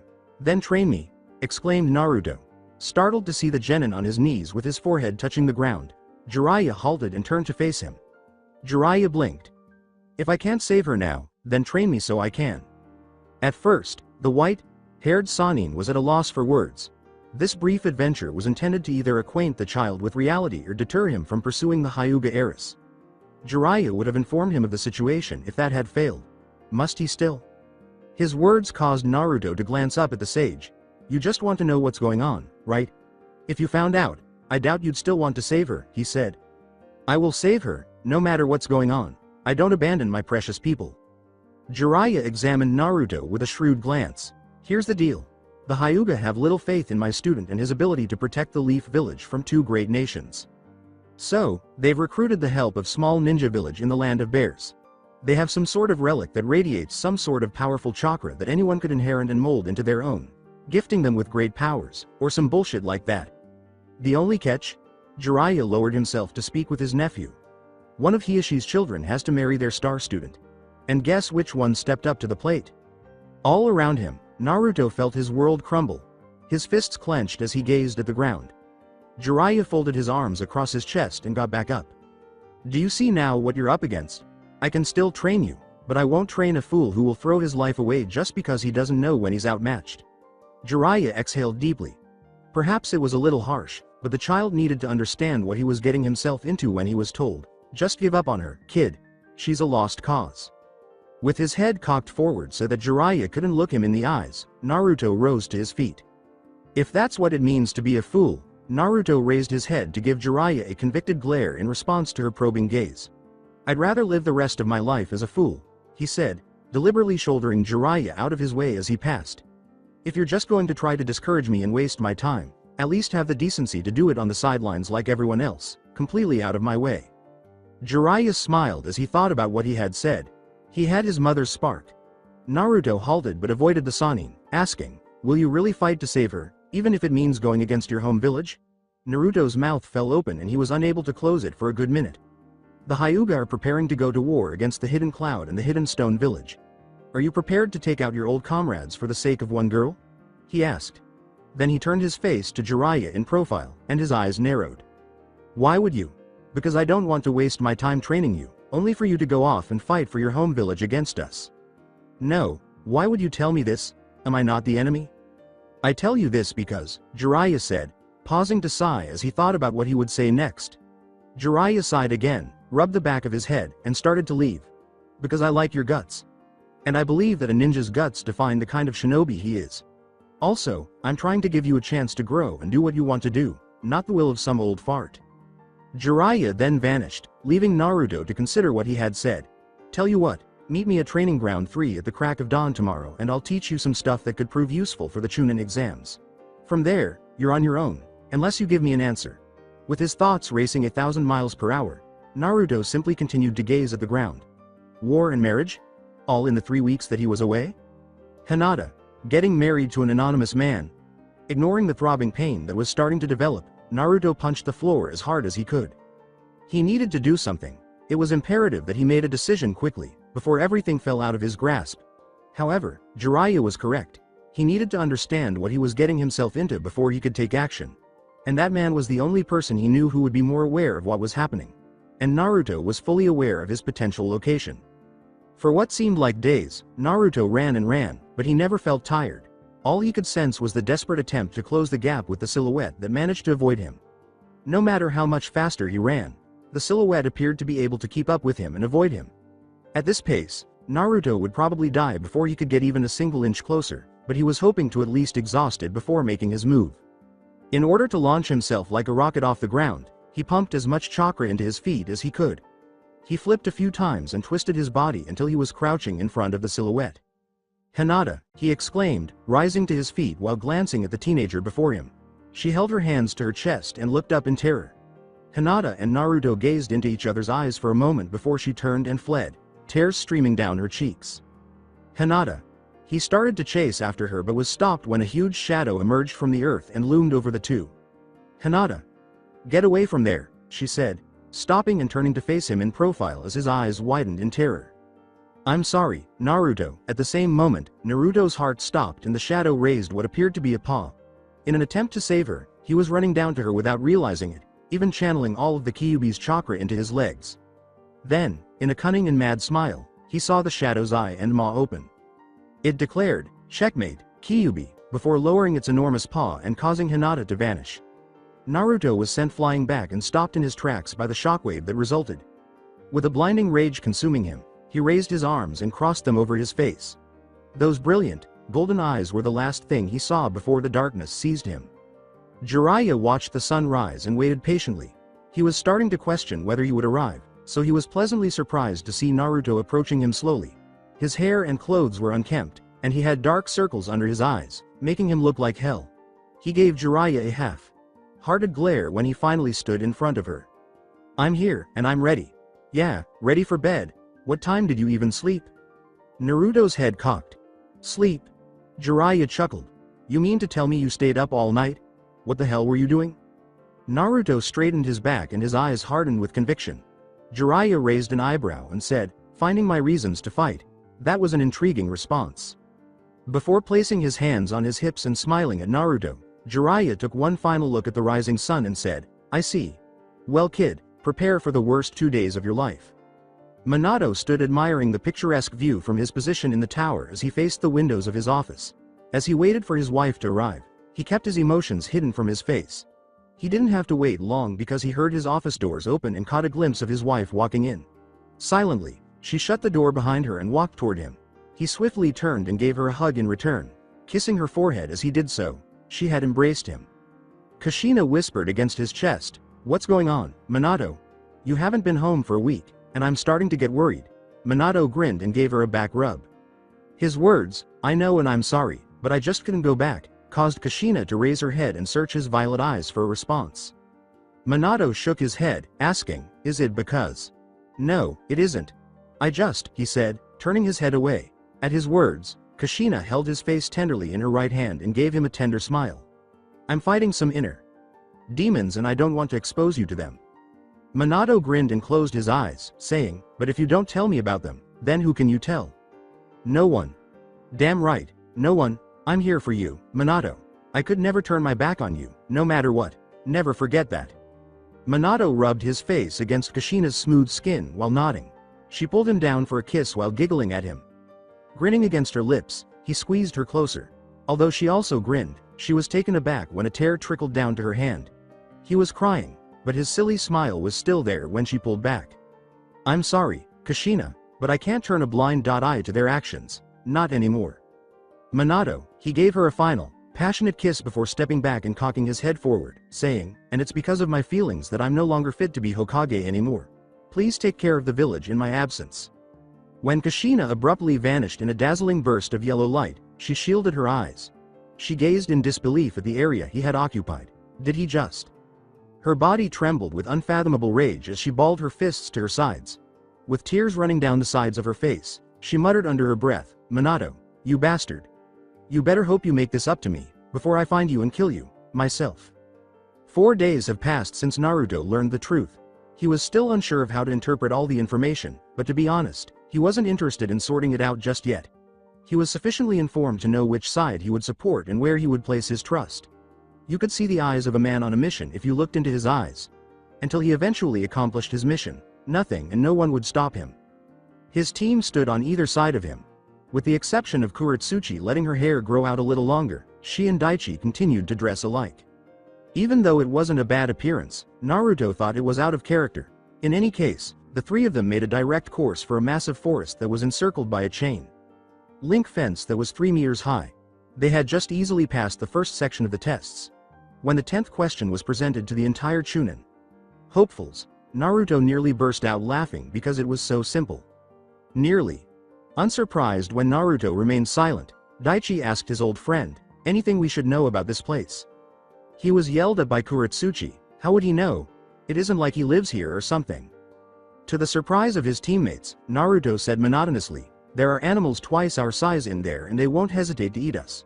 When he saw the cold, heartless teal eyes of a sand ninja, he trailed off, on top of the other genin. "We got everything that moves ready to kill us. Just don't let your guard down." When those same eyes widened with bloodlust and glee, he narrowed them. While training with Jiraiya a few days prior, Naruto recalled meeting the Jinchuriki. When Naruto felt a presence behind a nearby tree, he abruptly stopped his rehearsed movements. He sensed Yoko start to twitch nervously inside of him, occasionally letting out a growl or two. She said, "He's here," causing Naruto to blink in bewilderment. "He? Who is he?" "My younger brother," Naruto said, nodding and turning to face the person. After a few seconds, a redhead with the most sinister smile Naruto had ever seen emerged from behind the tree and said, "You can come out now. You're not fooling anyone." "Ah, if it isn't Iwa's blazing gale," smiling, Gaara exclaimed. "I've heard many things about you, Nine Tails." Naruto folded his arms across his chest and snorted, "And you are?" With each word, his eyes widened sinisterly. "Gaara of the desert. Yes, Mother would love to see me test my merit against a strong opponent like you," he said. "I wonder if your blood tastes differently than the others." A fresh voice cut in, "You kids playing nice?" Gaara scowled as Jiraiya materialized next to Naruto, placing a hand on his head. Despite his frustration, Naruto remained silent and clicked his teeth. Gaara gave Naruto a final grin before vanishing in a cloud of sand. Jiraiya smirked down at Naruto and shrugged after gazing at the spot where Gaara used to be. He extended his hand. He offered Naruto a blue popsicle and asked, "Want one?" Despite turning away, Naruto took the popsicle. "Especially not to the red-haired psychopath from Sand," Naruto cautioned. As they assessed the Sand Ninja, his teammates noted the unsettling vibe he gave them. When the proctor for the second section of the tests finally arrived, they nodded and went to join the other genin. Meanwhile, a young woman stopped what she was doing to gaze at the sky. A tear ran down her cheek as she blinked. She quickly wiped it off and went back to organizing her things. She was interrupted from her work by a knock on her door. She said, "Come in," and a moment later the door opened. An impressively built man, dressed only in a black kimono, entered. His black hair was pulled back and out of his face. Before he spoke, he gave the teen in the room a low bow. He said, "We should go out soon, my lady," and then he raised his head to look into her pupilless eyes. "We don't want to be late." The teenager nodded before hastily gathering her belongings and putting them in her bag. When the man approached her and took the bag for himself, she was unable to raise it. He said, "Excuse me," and she merely nodded. "Let us be on our way, before I change my mind." With a sick feeling in the pit of his stomach, Naruto kept his nose down. They were in the middle of a brief break because his team tended to get tired more quickly than he did. Although it used to annoy him, he eventually found ways to pass the time and it ceased to be a bother. With the intention of speaking with the Kyuubi, he had been meditating. He needed the answers to a few questions he had about the red-haired madman, ideally before he saw the teenager again. And a feeling of dread swept through his senses, sending shivers down his spine like a flick to his forehead. He lowered one finger to the floor and buried it there. He was given a new sense of sight, and his view of the world shifted. Strangely, he was unable to see, but he was able to see the chakra of every living thing, and a map of his immediate surroundings appeared in the forefront of his mind. He automatically classified allies as green, enemies as red, and if it was an unknown, it would be a standard blue. He didn't even need to sort out the chakra signatures. A few blue signatures were currently moving toward him. They were probably just a random squad searching for a simple target. After taking his finger off the ground, Naruto faced his group. As he managed his breathing, Daichi lay on his back with his brown hair covering the upper portion of his face. She had already caught her second wind when Kuretsuchi sat close by, his endurance only marginally superior to Daichi's. Her intense gaze on Naruto left the adolescent wondering what was on her mind at the moment. That was what she had been doing lately, or perhaps he was simply seeing her strange behavior for what it was. He was walking down a perilous road, and the blonde shook his head. He only said, "We got company," but that was all that was required. In less than a second, he and his group scattered, locating a perfect hiding place to wait for their companion to show up. It was not long before the team leapt into the clearing where Team Elite had been. As Naruto studied the team's forehead protectors, his eyes narrowed. "Well, hidden rain?" Naruto grinned as he remained hidden thanks to his transparency jutsu. He came up behind the one hanging behind his other two teammates and flanked the three, using his cover to approach his targets stealthily. His hands came up and struck his teammates as he shoved the ninja's elbows forward.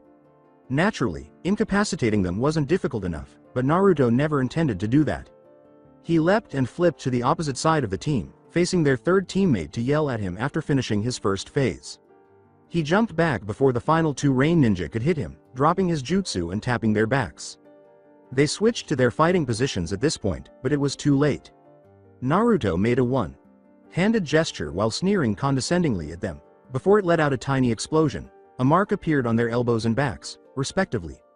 The shockwave pounded the internal organs of the two who had the tags on their backs as they fell like a bag of potatoes. The privilege of feeling his elbow and shoulder dislocate went to the person with the tags on his elbows.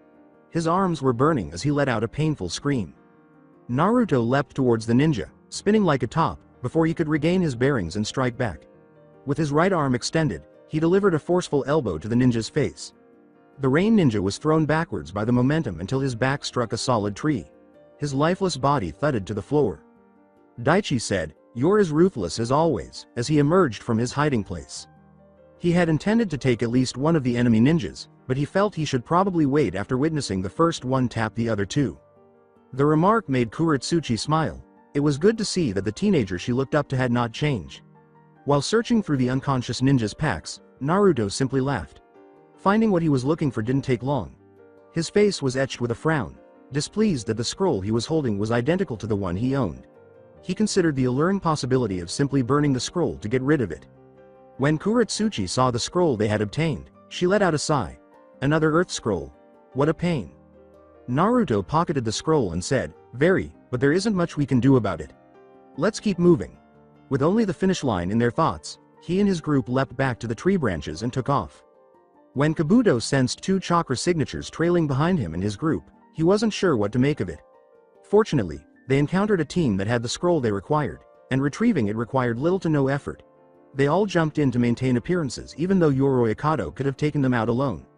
In case someone was looking at them, they did a pretty good job of looking weaker than they actually were. However, the fact that he could sense so little chakra from the two who were tailing them bothered him. He should have no trouble spotting any potential Chunin in the vicinity because he was taking a Chunin exam, but it felt as though two high-level Chunin were pursuing him. Were they like that? Had their team discovered something suspicious? Chunin? Were they apprehended? No, we didn't raise any suspicions on their part. They are most likely simply skilled genin. Well, this could make things more difficult. As he ran scenarios through his mind, Kabuto pondered. Do they have to face them? Probably not. If the first two failed in their own ambush, they probably had a third teammate waiting to ambush them. When the three-leaf ninja heard the words, lava style, quicklime congealing jutsu, they covered their faces and gasped as hot quicklime rained down on them. Before they could undo the assault, they heard the words, water style, water trumpet. Water rushed over them, disorienting them and keeping their limbs bound together while also helping the quicklime harden. There was a hard thud as the three-leaf natives struck the ground. They made a fruitless attempt to remove the temporary cement bonds. Kabuto heard a voice yell, "Damn it, Kuretsuchi. When will it be my time to shine?" He heard a sigh of frustration, probably from Kuretsuchi. "If you moved faster than molasses, you might finally shine." You know what I think? Two distinct hits sounded in the area, and Kabuto could only assume that each hit was a strike to his teammates. He could also hear footsteps approaching him. Enough, guys. We still need to check what kind of scroll these guys have. But first, he was able to keep him conscious by deflecting the blow to the back of his neck with his superb chakra control. That didn't make the blow any less painful. He felt the quicklime leave his arms and legs a few seconds later, and his possessions were promptly inspected.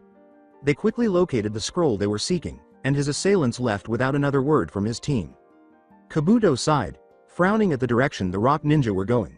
Even though they still had 4 days or so to retrieve the lost scroll, his pride was still wounded. It was a small blunder on his part because he didn't think anyone would cause him and his team as much trouble as this group did. He set aside his thoughts and went about healing his teammates and making plans for their return. Hinata collected enough clothes for a week's journey while maintaining her composure. She was going to visit her future husband and check out her new home in the village hidden in the stars. The thought of all the liberties she was giving up by doing this still made her cry.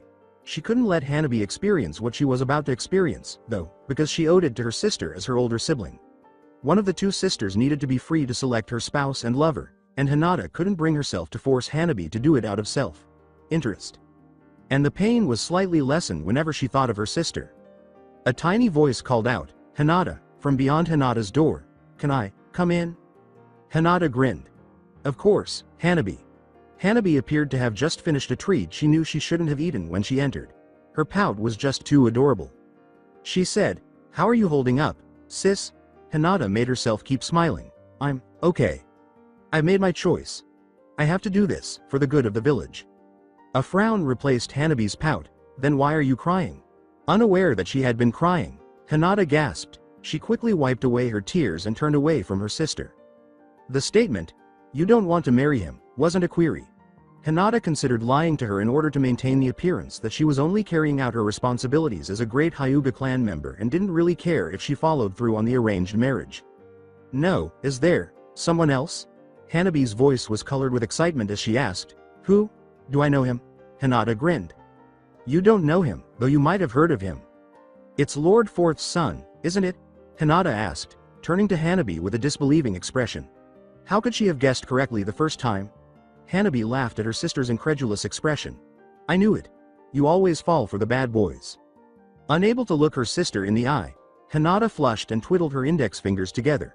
Humming to herself, "That's not true," she said.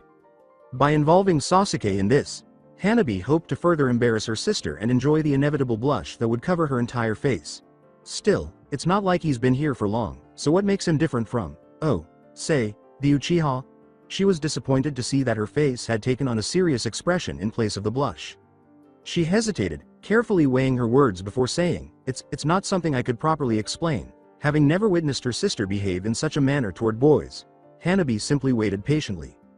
Either she would blush and ignore them, or she would just pretend that she didn't care about them. She took this as seriously as she did topics like the clan and her family, which was strange. "Well, it's different. He's different. He saved me, when I needed someone the most. He cares about me in a way I've never been cared for before. Even Sasuke, though he did care, was still not serious about us. I was more like a precious trophy than a precious person. I'm not surprised. And what's this about no one caring about you like he does? What about me?" Hinata laughed. "It's not the same. I'm not saying he cares more about me than you do. It's just that his love is different from yours. It's almost like your love for sweets being different from your love for your family." "There's a difference?" Hanabi inquired, perplexed. After blinking at her answer, Hinata burst out laughing. Hanabi ended up laughing with her older sister despite her attempts to glare at her. When the laughter stopped, Hanabi became interested in something Hinata said. Hinata saw the cunning expression on her sister's face and suspected that she was going to be teased. Hanabi paused to give her words time to register. "So, I couldn't help but notice you saying something about his love for you," and she said. She received the response she was seeking. A tomato read Hinata, in a short amount of time. But Hanabi had no intention of stopping her teasing there. Hinata retreated a step as she moved forward. This went on until Hinata collapsed onto her bed, Hanabi standing tall above her, his eyes gleaming mischievously. "Is there something you're not telling me, sister of mine? Are you telling me you are in love with Na.Ru.To?" Untrusting her voice, Hinata shook her head angrily. Hanabi gave a disappointed tisk. When Hinata saw what Hanabi was going to do, her heart fell. "Hinata, I thought you knew better than to lie to me." She hoped she would live through Hanabi's next move. As Hinata strolled through the Hyuga compound's hallways, she had a cute pout on her lips. She simply wanted to stroll around, with no specific destination in mind. It wasn't fair, and she didn't like it when Hanabi tickled her to get answers. From the moment Hanabi first met Naruto until the hospital incident, she had given her nearly all of the information. She did, however, succeed in keeping some things private, such as Naruto's abuse of her and her lack of clothes. She was aware that she could never reveal that to anyone and that she would be long dead before anyone outside of the small group of people who already knew learned of this humiliating fact. She was startled out of her reverie by a voice that said, "Lady Hinata?" And she looked up to see that it was Neji. She forced her thoughts aside and gave Neji a smile. "I'm sorry, big brother, what did you say?" she inquired. He reiterated, "I was asking what you were doing," and Hinata shook her head. "Just clearing my thoughts with a walk. I was just thinking a walk through the garden sounded nice. Would you care to join me?" she asked with a nod. On their way to the Hyuga garden, they found a trail that led them all the way around the garden to the edge of the little forest. When Hinata and her mother needed some fresh air, they would stroll along the trail, which she loved to explore. Now that her mother wasn't there to take her, she particularly enjoyed going down the trail with Hanabi or Neji. She was able to avoid thinking about her mother and how much she missed her thanks to it. Neji pulled Lady Hinata from her reverie by asking, "Is there something on your mind, Lady Hinata?" Hinata gave a headshake. She said, "Not at all, Neji," after lying. But Neji would not be fooled. "Please, let me help you." Hinata looked to the ground, her smile turning to a sad expression. After a few more moments of silence, she turned back to face Neji. "What would you do, if you were in my position? Would you marry out of duty, instead of out of love?" Neji was certain that she was focused on the arranged marriage and her sense of obligation to the village and the clan. He hadn't anticipated her asking him that directly, though. He had never considered that, so he looked away and coughed into his fist. As a member of the branch family, my life is to the protection and well-being of the main family. So, if I had to marry some woman for the sake of my clan, I would not hesitate to perform such duties, he said in an attempt to calm Hinata's anxieties. She sadly just shook her head. She was unable to finish the sentence. What if you already met someone that you knew, because she was too embarrassed to reveal too much of her innermost thoughts. However, Neji was aware of her next words beforehand. He had actually feared that she would say something along these lines. But when he thought more about her predicament, he couldn't help but imagine a certain woman. Hinata had missed it because she was averting her gaze, but his eyes softened and his cheeks turned a shade pinker than they had been just a moment before. Lady Hinata, she said as she looked into his eyes and was surprised to see a certain amount of empathy there. Sometimes, things are fated to happen. Hinata wasn't shocked by his answer because it was typical of Neji. And other times, it's up to us to decide what happens next. Hinata's eyes grew wide and she stopped moving. Neji merely laughed and turned to leave her, hoping that his words would strengthen her belief in either the arranged marriage or not. All he could hope for was that she remained healthy. Naruto was aware that he ought to have followed his instincts. He sat in the belly of a beast that managed to ambush him from behind because he decided to ignore it. Despite his best efforts, he was unable to control his temper as he recalled seeing the grass ninja who had initially placed him in this dangerous situation. After escaping his predicament and deciding to complete his plan, Naruto summoned his ninjutsu and was overcome by a spirit of mischief and small-time retaliation. The enormous anaconda that had ingested him whole caused his stomach to burst, revealing his guts and blood, which turned the surrounding area red in a spectacular show of gore and skill. In order to help wash the blood and other unmentionables off of him, Naruto wasted time finding a nearby river. He was so hurried that he didn't notice his tail moving soundlessly through the trees above him. Gaara stood close by, his gaze slowly following his victim. No one in the vicinity would stop him, so he would no longer wait to claim his kill. He watched intently as Naruto made his way to the river and started washing himself. Abruptly, Gaara encountered an issue. Should he immediately feast on his enemy's blood, or did he want to give his victim the opportunity to fight for his life? Choices. What the devil about chances? The idiot spits at his charity by lowering his guard, even though he was born with the opportunity to avoid him. He should pretend that his life was in jeopardy rather than that he was on vacation if he genuinely wanted to have a chance at survival. Having made up his mind, Gaara moved his sand to cover the blonde and kill him with minimal difficulty. He raised his hand when he thought his sand was close enough, and the sand moved to obey his silent command. It encircled the blonde, obstructing all paths of escape. Naruto was confined in the sand after looking up in disbelief. Gaara closed his hand without hesitation, causing the Naruto's sand coffin to collapse. Gaara's face lit up as he watched the scene play out with twisted delight. When he didn't see his blood-soaked sand, his happiness was fleeting. Was he able to escape? How? He had personally witnessed his capture. This must have been a sick joke. His sand coffin had never been escaped or survived. Perhaps he underestimated the quality of this prey. Gaara's face was suddenly struck by a fist, and before he could comprehend what had happened, he was flung back into some surrounding bushes. His world was still rocked, but his sand caught him before he hit the ground. As his rage reached a boiling point, he looked up to see Naruto standing above him, his eyes blazing with his own rage. He shouted angrily, "Next time you want to attack me, how about you be a man about it?" But he didn't really understand the irony of what he was saying. Naruto recoiled as Gaara growled back, since when do ninja abide by a petty chivalrous code? He was right. He impaled Naruto through the chest with a flick of his hand, sending a spike of sand flying from the ground. Naruto scattered in a cloud of smoke, so his victory was short-lived. A duplicate. Gaara pondered furiously. The place fell silent, almost unbearably so. His victim had gotten away. He clenched his teeth and punched the ground in frustration. There would be no repeat of this. Naruto shuddered when he was given his clone's memories. He wouldn't say the teen wasn't someone to be cautious of, but he wasn't scared of the Red Menace. Naruto threw that note aside for later analysis and charged at his team, who had been engaged in combat with the grass ninja.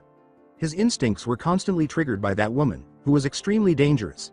Since he had a tracking seal on each of his teammates, it was easy to locate them. Soon it won't be long.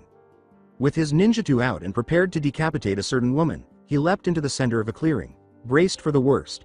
To his surprise, he saw his teammates sitting by a tree off to the side, apparently waiting, in immaculate condition. Uncertain of what to do, they blinked back at Naruto.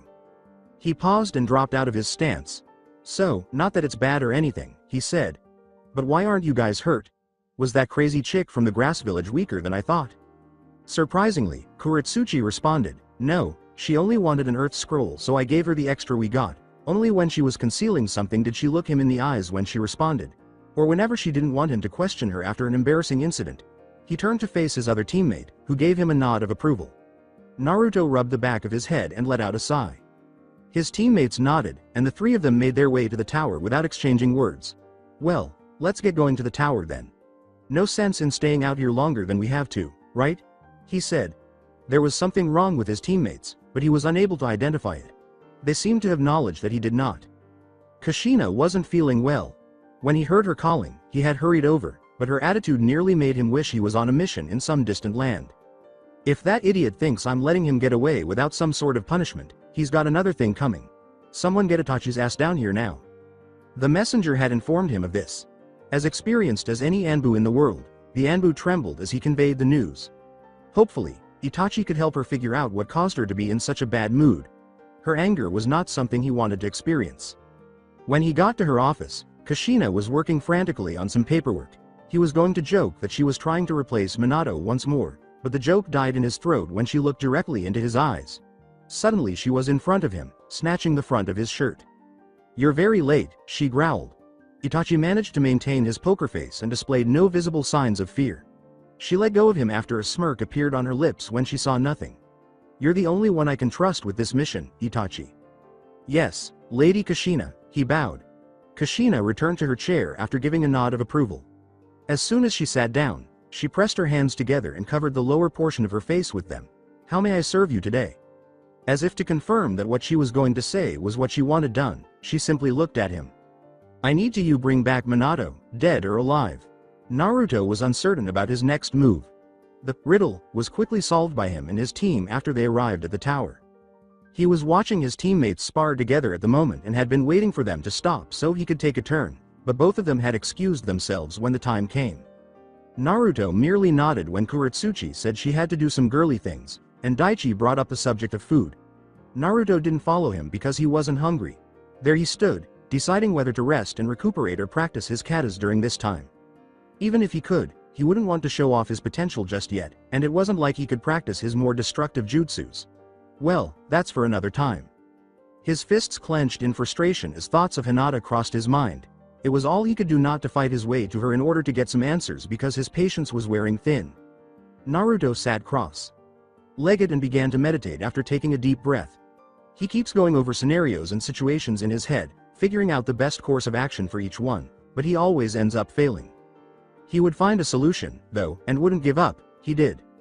Naruto could never have imagined how simple it would be to slip out of training grounds. No. 44 in the tower. He was forced to do it at night, of course, but that didn't really matter. Despite everything that stood in his way, he was determined to see Hinata tonight after his frustration finally overcame him. Naruto hurried to the Hyuga compound and used the transparency jutsu without sacrificing stealth. Following Jiraiya's instructions from the previous week, he crept in and concealed himself in the tree canopy behind the compound. Here, he would have the time and room to find Hinata without being distracted by guards or stray members out for a stroll. He created 3 clones and made the shadow clone jutsu hand sign. Each of the 3 changed into a different animal and nodded. In case he needed a diversion, one assumed the shape of a bird, another that of a rat, and the third that of a dog. His clones left without saying anything, and Naruto waited for the clones' memories to come back to him. He merely hoped that no one would see them and that he could locate Hinata without being discovered. He was unaware that he had already drawn notice to himself and that the all-seeing eye was watching him. This night would be entertaining, the Hyuga smirked. Naruto was too preoccupied with the situation to notice the Hyuga trying to approach from behind until it was too late. With a quick turn, he used his left forearm to block the palm that had been aimed at his back. The sensation of the alien chakra entering his body and cutting off the chakra points in his left arm made him wince. He was shocked to learn that his assailant was only 8 years old. He also noticed that, aside from the fact that she was a girl, the child resembled Heishi almost exactly. With a laugh, the girl moved away from Naruto and leaned against the tree. You're better than I thought. Though, I shouldn't be too surprised, seeing as your genes come from such strong people. Naruto laughed at her remark. I could say the same about you. You're Hinata's sister, aren't you? Hanabi had a mischievous gleam in his eyes. "Ah, very perceptive of you, Naruto. What gave me away?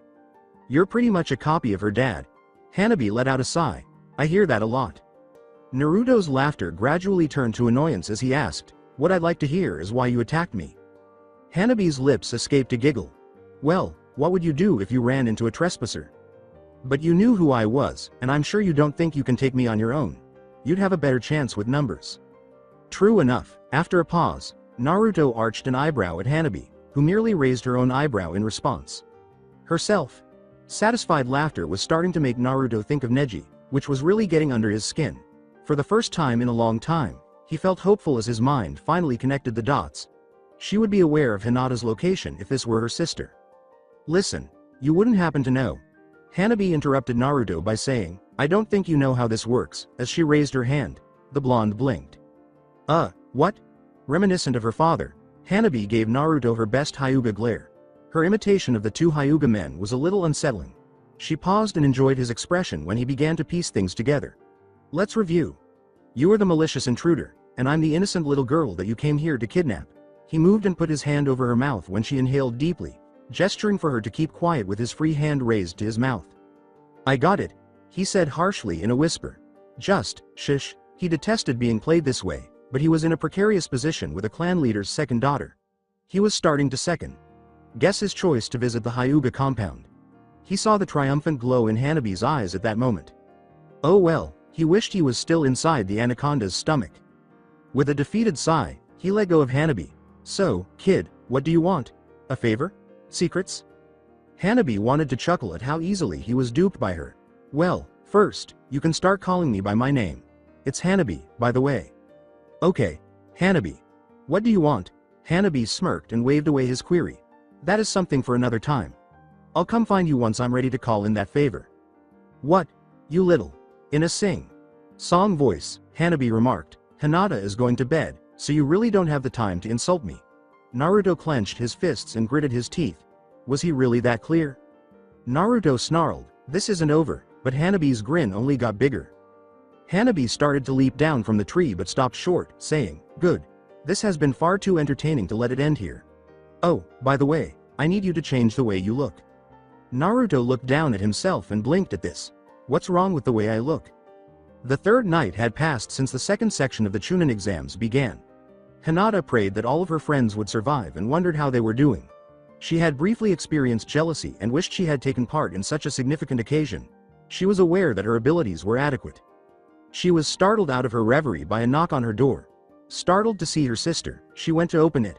She saw something in her arms before she could even ask what she was doing up.